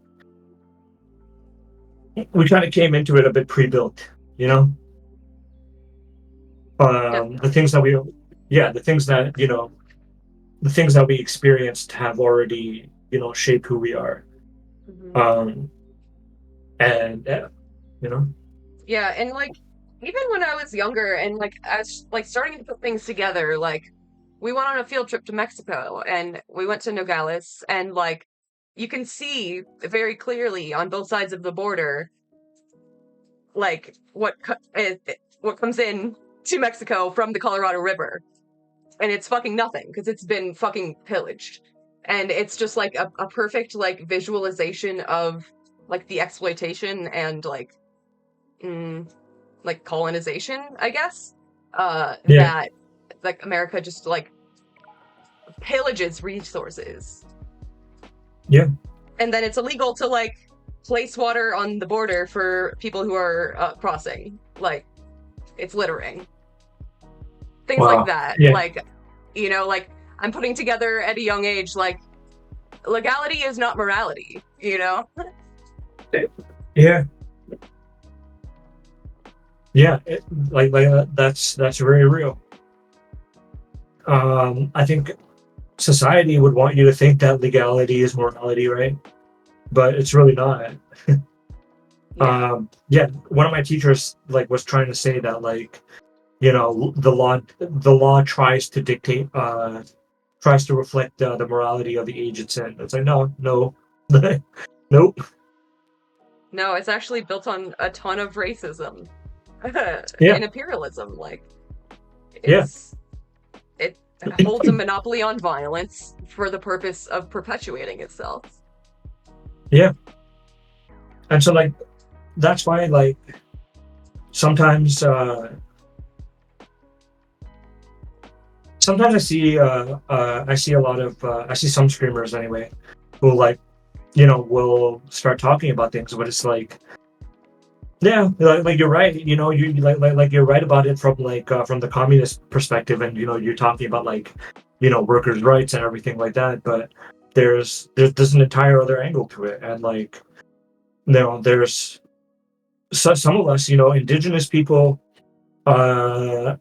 just indigenous people or queer people or people of color. Most of us can't even get a job to get screwed over by that job. Like it's just it's yeah, it's difficult. So I think like having these spaces where like people really want to listen and really want to take in all perspectives is great. It helps a lot of people feel seen. Yeah, definitely. And I feel like I would like learn so much from you and from everyone. Oh, Um, thank you. yeah. Yeah, well, I learned a lot from you, a lot from you as well. Like I love your TikToks when Thank you. the ones that I would catch. Yeah, I got to get back on that. It's hard to find time for editing, especially since it's boiling hot in here during the day. Yeah, yeah, and again, like I wasn't coming at the communists or anything like that. Like we love our commies in here, but like I just meant to say that like you know broader worldview and yeah, we should always adopt intersectionality and like think about other people when we're talking about one thing. How does it affect all these other groups? That's all I meant. Absolutely. Yeah, and like it intersects. Like you can talk about class and race at the same time, Yeah, imagine. Like exactly. Yeah, yeah. Because that's what kind of makes people feel left out, right? Like I don't want like I know none of us in here are selfish or anything like that. So we wouldn't come into spaces expecting people to like immediately talk about me. and talk about what I'm going through right now. But like when it comes to like maybe it's been a year and I still haven't heard it. We still haven't heard anybody talking about queer people, about women's issues, about people of color, about indigenous people, about trans people, two-spirit people. Then it's just like, okay, then you know maybe we should let you know. Right. And then you bring it up and it's like, "Oh, well, I don't want to infight." I'm like, "I'm not trying to fight with you. I'm trying to start a conversation." Yeah, yeah, yeah, yeah. It's exactly like that, and it's just yeah, it's exactly like that, and it's just like it's really hard to like some it's nobody in this area, in this space, or in our communities or anything like that, but like it's just certain times you'll come to a place and you're just like maybe this person is even doing it by mistake, but they're leaving out a very important perspective. And the only difference, I think the difference that it makes to me is that like when you're willing to listen versus not, you know. Hmm. Yeah. And like you can definitely tell like the people who are here for a bag and here to like actually like learn and form community. Like I think it's pretty apparent, you know? Yeah. Like you won't see the people who are looking for a bag in other chats at all. You know? Yeah. They're just like I turn on my stream and then the rest of you, well, sorry. Right. Which also I would say like I have a I kind of came up with like a handbook on how to like successfully stream. And like the number one thing is like make genuine friends, you know? Yeah. Like like you and I, like Felipe, Snake, like make real friends and like don't make like, you know, don't pretend to be someone's friend.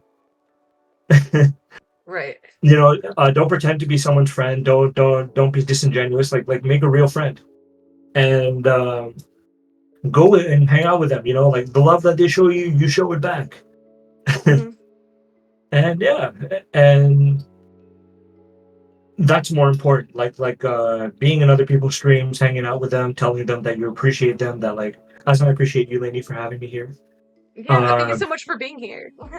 yeah, and so like and tell people that you appreciate them, that their stream is going well, that you hang out with them. You enjoy them. Rate them. Rating is so important. Yeah. Yeah. It's so You important. know, dude, don't just raid Hassan, okay? All Like, right. He's fine. yeah, yeah, like, he'll be all right. He'll miss you, but it's okay. Yeah. He may not even notice that you came. Yeah. Oh, it's like like raid somebody who has like two chatters, Hmm. and and then both of you will grow organically together. Like it's what's up. Yeah. Make real friends. Definitely. And like it like hurts my soul to like see that kind of thing because like I'm so genuine. Like I can't fake this. Like I couldn't like have this conversation like inauthentically, you know? Like Yeah, yeah. So my advice about streaming to anybody who's starting or who wants to get in the space is be your beautiful self. Listen to other people sometimes when they speak. When they come in with a perspective that like you may not have. Um, don't worry too much about audio equipment. Audio equipment can be fixed with like good settings. um, and yeah, just hang out in people's chats, make real friends, say some base stuff. People will hang out with you. Um, make friends, rate out. Never kill your stream without rating out. Like even if you have one viewer and you feel like, man, this is gonna look really bad when I rate. Like no, like, just do it. You it's know? two more people than they had before. Yeah. And I honestly just appreciate the sound and like the little thing of like whoever is rating in, and I'm like, yeah, someone liked me enough to be here. Fuck Right. yeah. Yeah. You were thinking of me, Yeah. and that means a lot. Like, yeah. Yeah. You know? And so yeah, Yeah. like that's what it is. And then, you know, and yeah, and again, like a lot of us want to come here and talk about politics. Just say what you bring your unique voice to it. Don't shut yourself down. Speak up. Um, and yeah, and listen to others. When like if it's necessary, make sure to listen to others. That's it. Yeah, that's Mhm. my experience anyway. Yeah, even when it's like a chud in my chat, I try to like really understand what they're trying to say before banning them because it like Yeah, it strengthens my own argument, you know? Like, yeah. So like I don't fully get into arguments with chuds, but like sometimes they'll come in and say some weird shit, and I'll just be like, "What are you saying? Like I don't even understand." right. Yeah, it's Yeah, well, usually just racism. yeah, or transphobia, like depending on who. Yeah, Yeah. like usually, whenever you put like whenever I appreciate the space you've given me as not yet zero chud. Well, yeah, we're gonna wait 6 months and then you'll just be regular Felipe. All right, but yeah, that's that's kind of it. Like for me, like when I speak to a chud, I try to like I try to even understand what the hell they're talking about because I don't my brain is not built to like understand chud talking points. Hmm. I'm like, yeah, Yeah, and I like it's always from like a place of propaganda. Like they've been propagandized, and I sympathize with that because like I had to unlearn my own propaganda at a certain yeah, point, you know. yeah, yeah, and some people unfortunately don't even unlearn it, which is even worse. Right. Yeah, Yeah, just like trying to but chip away at that like cognitive dissonance. Like, yeah, and so like I try once in a while, but sometimes I'm just like, okay, you know what, like this, I I fully let like the people who are mods in my stream like do as they please in that way. I'm like, mm, okay, so like if even I'm talking to them and you've determined that this is too much, like bro, like go ahead, like I value you more than a chud, I'll tell you that. 100%. Yeah, no, like someone came in and was like asking like, "Oh, like how did you do your facial feminization?" And I'm like, "Well, like I'm non-binary, I was AFAB, so I didn't." And then they just started calling me slurs, and I'm like, "All right, well, you're not here Yeah, for a conversation, obviously. Like, bye." but you know what I've come across too, like in my experience on this platform is because like I'm a guy, right? A lot of shit. Wait, oh, I think that one's for you. Not female. Non-sex. Yeah, sure. Non-sex. I am asex. Yeah. I'm non-binary. Yeah. So I think like just on account of me being a guy, I think chuds talk differently to me than they do to women, right? Or femme people. Oh So yeah, like for sure. yeah, like I get talked to differently. So like Hmm. sometimes I'll there'll be someone that like other people recognize as a chud in my chat, or like women recognize as someone who's harassed them, and I wouldn't know because like this person came in and they're like they're talking normally to me, you know. Hmm. And so Yeah, and again, that's where like the network comes in handy, like getting to yeah. know other people, like for sure. So that's why I Um, rely on my yeah. mhm. That's why I rely on my mod team or anybody who comes in and tells me what's up. Like it's been a few times, unfortunately, where I was like, hey, like this person seems fine. They're not seeing anything weird, whatever. Where they were in stream for maybe even a day or two, right? And then like and then one of my female chatters would like tell me like let me send you a DM or whatever, and I'm reading the DM and I'm like, oh, okay, so this person's actually harassing them and like stalking them across platforms. I'm like, oh, okay, all right. Now I know. Now we ban and we move on. Yeah, You know, definitely it's hard. just. Like, yeah, but now it's like as guys, one thing that I always try to say is that like we have to realize how like unfair and unwelcoming these spaces are to like AFAB people, right? Hmm. And we have to recognize how unsafe these spaces are, and that like somebody who is talking to us nicely may not does not necessarily mean that they treat AFAB people nicely. Yeah, like And Gamergate 2 is so funny to me because like it never ended. Like this has just been my life. I don't know like what the fuck y'all thought ended at some point. Like yeah, yeah.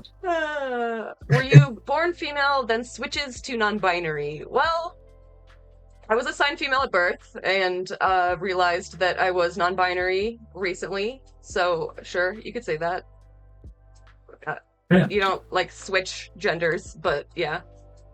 So that's why like in my stream as well, I have to stop stream like a couple of times and be like, I'm gonna I'm gonna turn this bus around if you don't stop using like sexist language, because like that's something I really want to stop in my Hmm. stream. And sometimes I kind of have to be a chat and I have to be like, if you guys don't stop, we're turning this bus around and we're going back to school.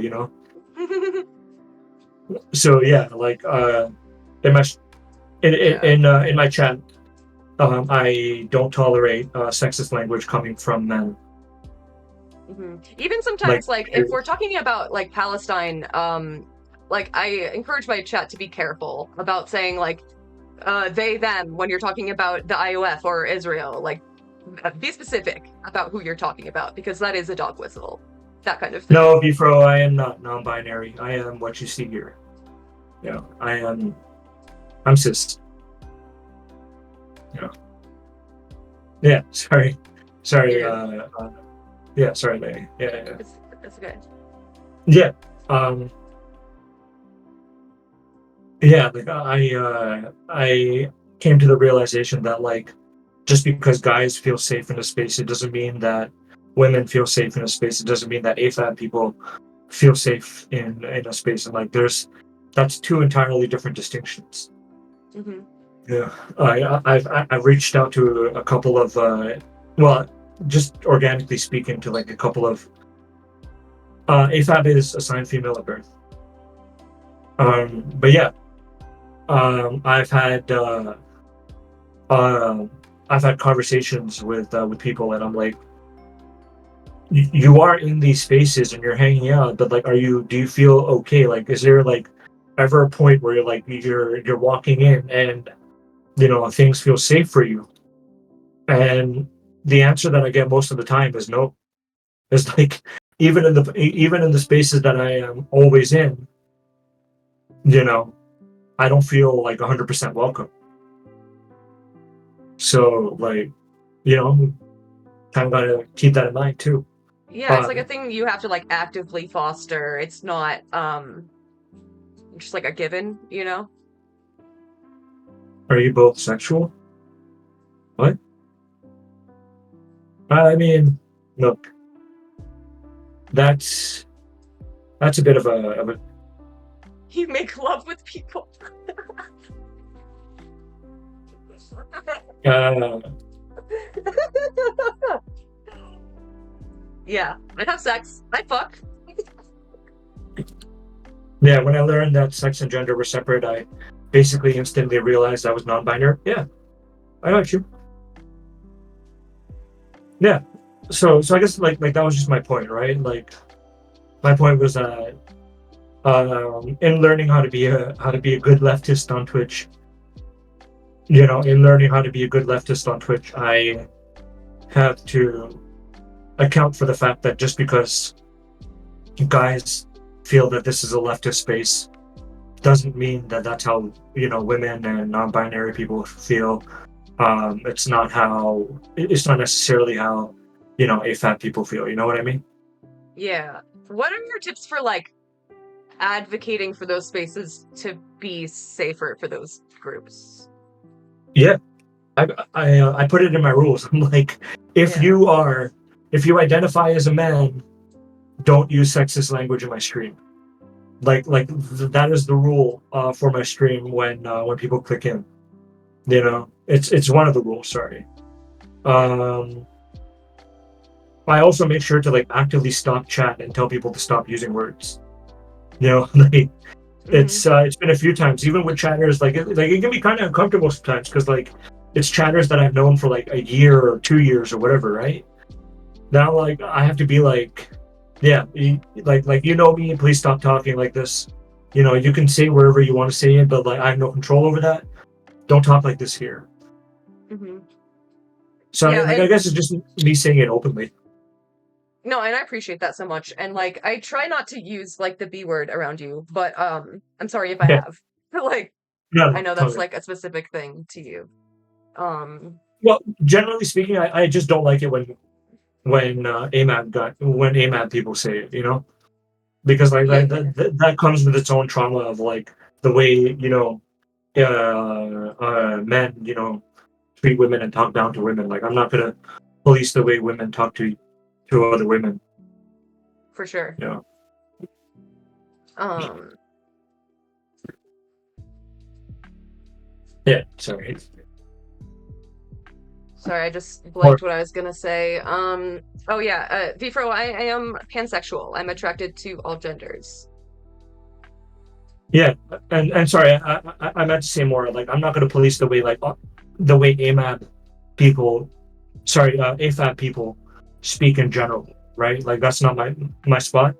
But For to sure. me, it's like if you identify as a man or you identify as like, non-binary, like more on the masculine side, then like I would ask you like, please don't use that language. You know?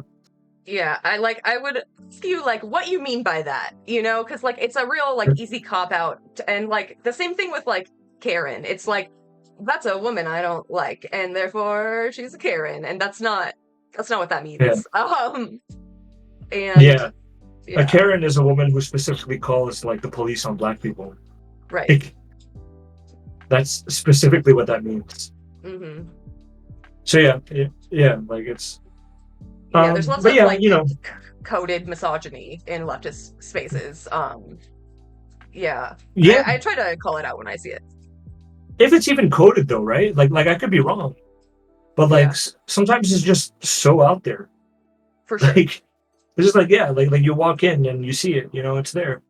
Yeah, they'll say And like I'm not I'm saying sexist yeah, specifically for her, and like no, you're just sexist and choosing when to apply it. Like I don't know, yeah,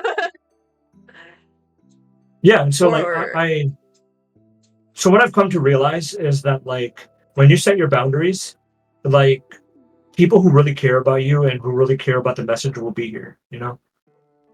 Like nobody's gonna leave you. Like yeah, setting your boundaries is not going to alienate anybody. And if it does alienate people who really want to use those words for some reason, then like fuck them. Like they were, they were never they didn't want to adhere to your boundaries and they didn't want to respect your boundaries. So why should they be around you? yeah, absolutely. You don't have to like put up with that, Yeah, yeah, and it's probably their uh, loss. You know, like that was an opportunity to learn that they just like decided not to take. yeah.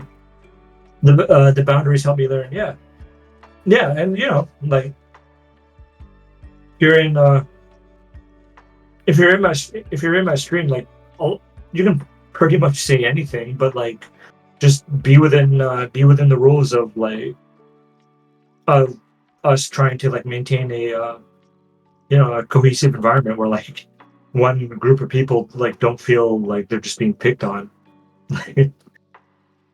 Yeah, and we're Yeah, all like always learning, so like you should be like ready for that check and that pushback. yeah, yeah, and I think like yeah, I think I try to do it in a way that like people can see where I'm coming from without me like you know attacking them or being aggressive or whatever. So yeah, yeah, Yeah. I think I come off as like aggro or like just kind of mean sometimes because I'm just kind of like flat in that way. Like I think it's the autism where like I come off much harsher than I mean to. I'm just really passionate. So that's the thing I've had to work on. You know what people have called me out for though? Is Hmm. that like for whatever reason, whenever I compliment people, I sound sarcastic. Like Hmm. I think one time, I had complimented or maybe it's just people not being used to being complimented, which like it's a whole other thing. Hmm. But like I think one time I complimented a streamer and I really meant it. They were in my chat. I'm like, yo, like this person's great. Like I love them and whatever. And then like people in chat were like, wow, don't need to be so mean. I'm like, no. I'm like, no, I meant it. I meant it. I was serious. No, not like that. Yeah, intonation is hard sometimes, especially if you're like tired or whatever. Yeah. Felipe says, I don't know. I feel everyone in this orbit has been super graceful with me. Not sure whether Laney's called me out or not, but I don't remember any aggro. Yeah. It's good. That's good. Yeah. Yeah, it's very specific things that I'll get aggro about, you know, like personal Yeah. things. Yeah. So like, I think a couple of times, like I've openly complimented somebody and then like chat was like, wow, like don't need like don't be so rude. Throwing the shade. Like no, like I just really meant it. It's just my tone of voice sucks. Yeah, I Yeah. get that. And I get I so think that nervous when there's like a cool person in my chat. Like I'm like, oh my god, doesn't yeah, come yeah. across great. Yeah. I think like, oh, who was it? Like I think Mayor McCheese rated me a couple of times and like $27. And like every single time I get rated by them, I'm like, yes, like I'm about to like jump out of my chair and like yeah. Right? Um it, yeah, like honestly I just feel like I feel that way whenever anybody raids me. So yeah. Yeah, it's so exciting. I got 3 raids the other night, and I'm like, what's happening? I don't know. Who did this? That was Felipe actually. I'm telling on you, Felipe. I knew Uh, it. Felipe Felipe went over to to what's his name to Matt Binder's stream and was like spamming like Laney, Aw, and then I joined his efforts. that's so sweet. Thank you guys so much. Yeah, That's fucking no, no awesome. worries. I never thought in a million years that Matt Binder would be typing my name. Yeah, we were like Laney's great. It's so sweet. we're like we were like Ray Laney now. Do it, Binder. Hell yeah. I, I think I was like if you don't rate Laney, you're not a real leftist. And it was just like, and he was just like, oh shit. Got him. Oh, that's good. I did do some toxic. No, no, it wasn't toxic. It was just it was just healthy bullying. No, that like is so important. Like that means so much to me when people are like uh, advocating for me in other chats. Like that really warms my heart. Yeah, but yeah, like that's the way you build community. You like I was saying before, make friends, get them to really like you, get them to hang out with you, go hang out with them. Like it's how you get by on this app. Yeah. And it's hard to like But like there's so many cool people. Like I feel like I can't be everywhere all the time and I want to be. yeah, yeah. So like I try to be everywhere I can. And Yeah, I like see usually you. when yeah, or like when you have like longer streams, I think you have like overnight streams. I tend to like just come into your stream and just fall asleep. Hell yeah. I love to be that place. Hell yeah. So yeah, and one thing I learned as well is that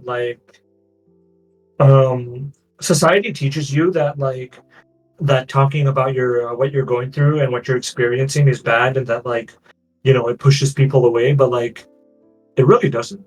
It doesn't.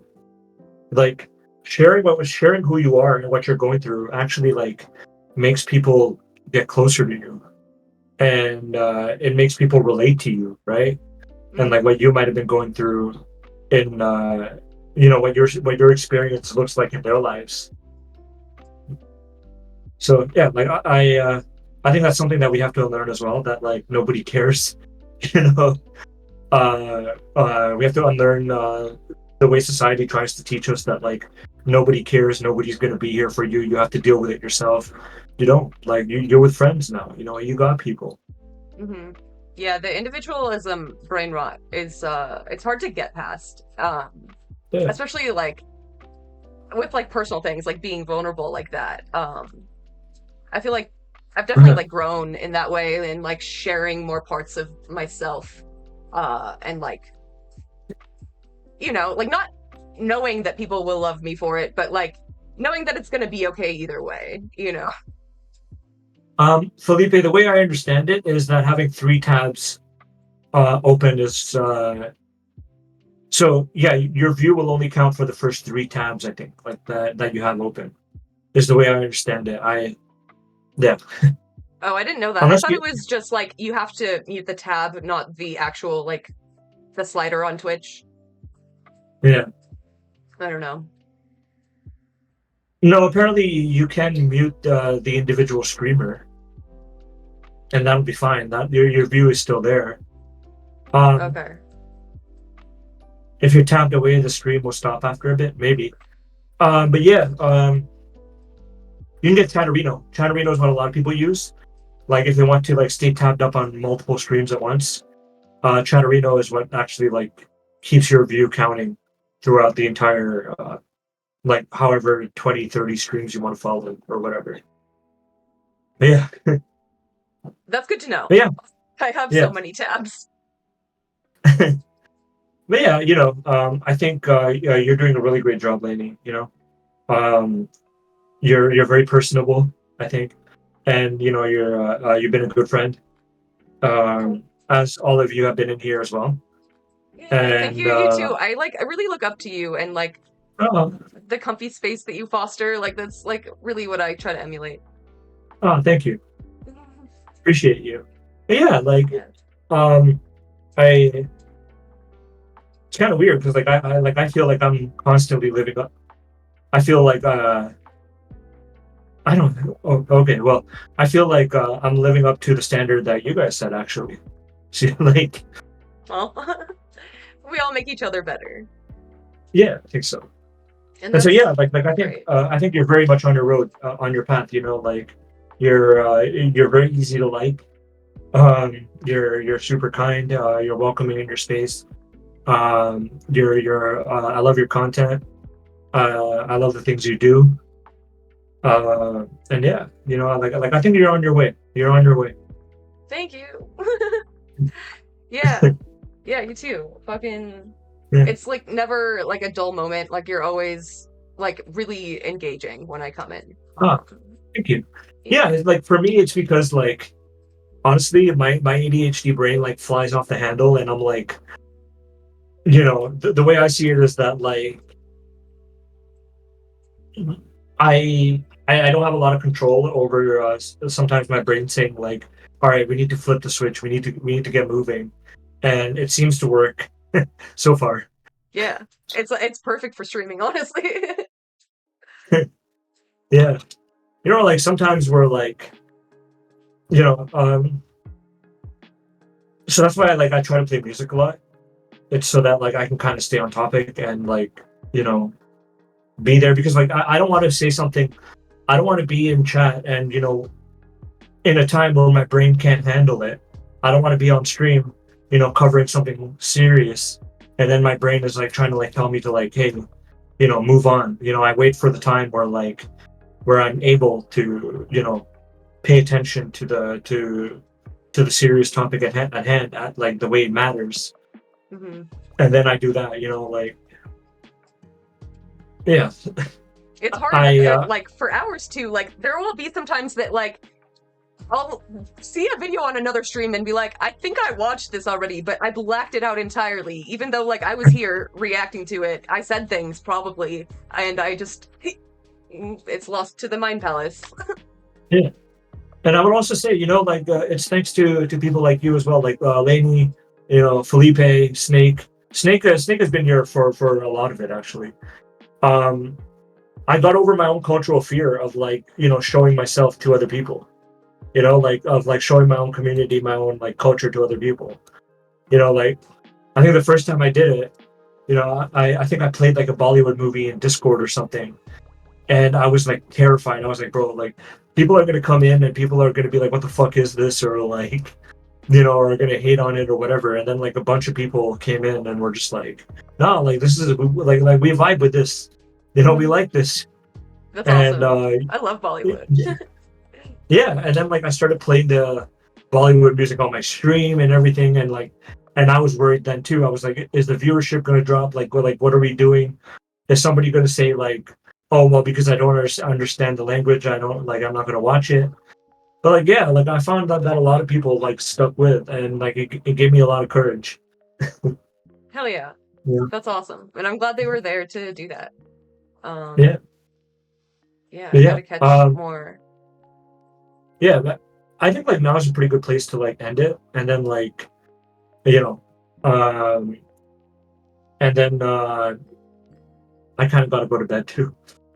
Yeah, thank you so much for hanging out. I appreciate you so much. This was a really good chat. Yeah, yeah. You're gonna keep the VOD up, right? Like for people. Yeah, All right, cool.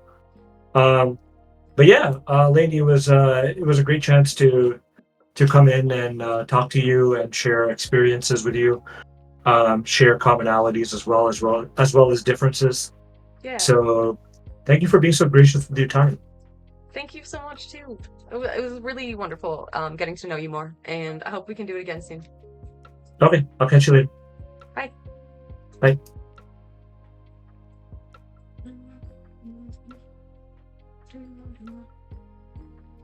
Yay! That was so nice. It was my first like interview conversation on stream, and I think it went swimmingly. Oh, thank you guys. Thank you for like hanging out and listening. Um, hell yeah. Let's just listen to a quick song and I'll be right back. Oh god, it's a song. What a fucking nightmare.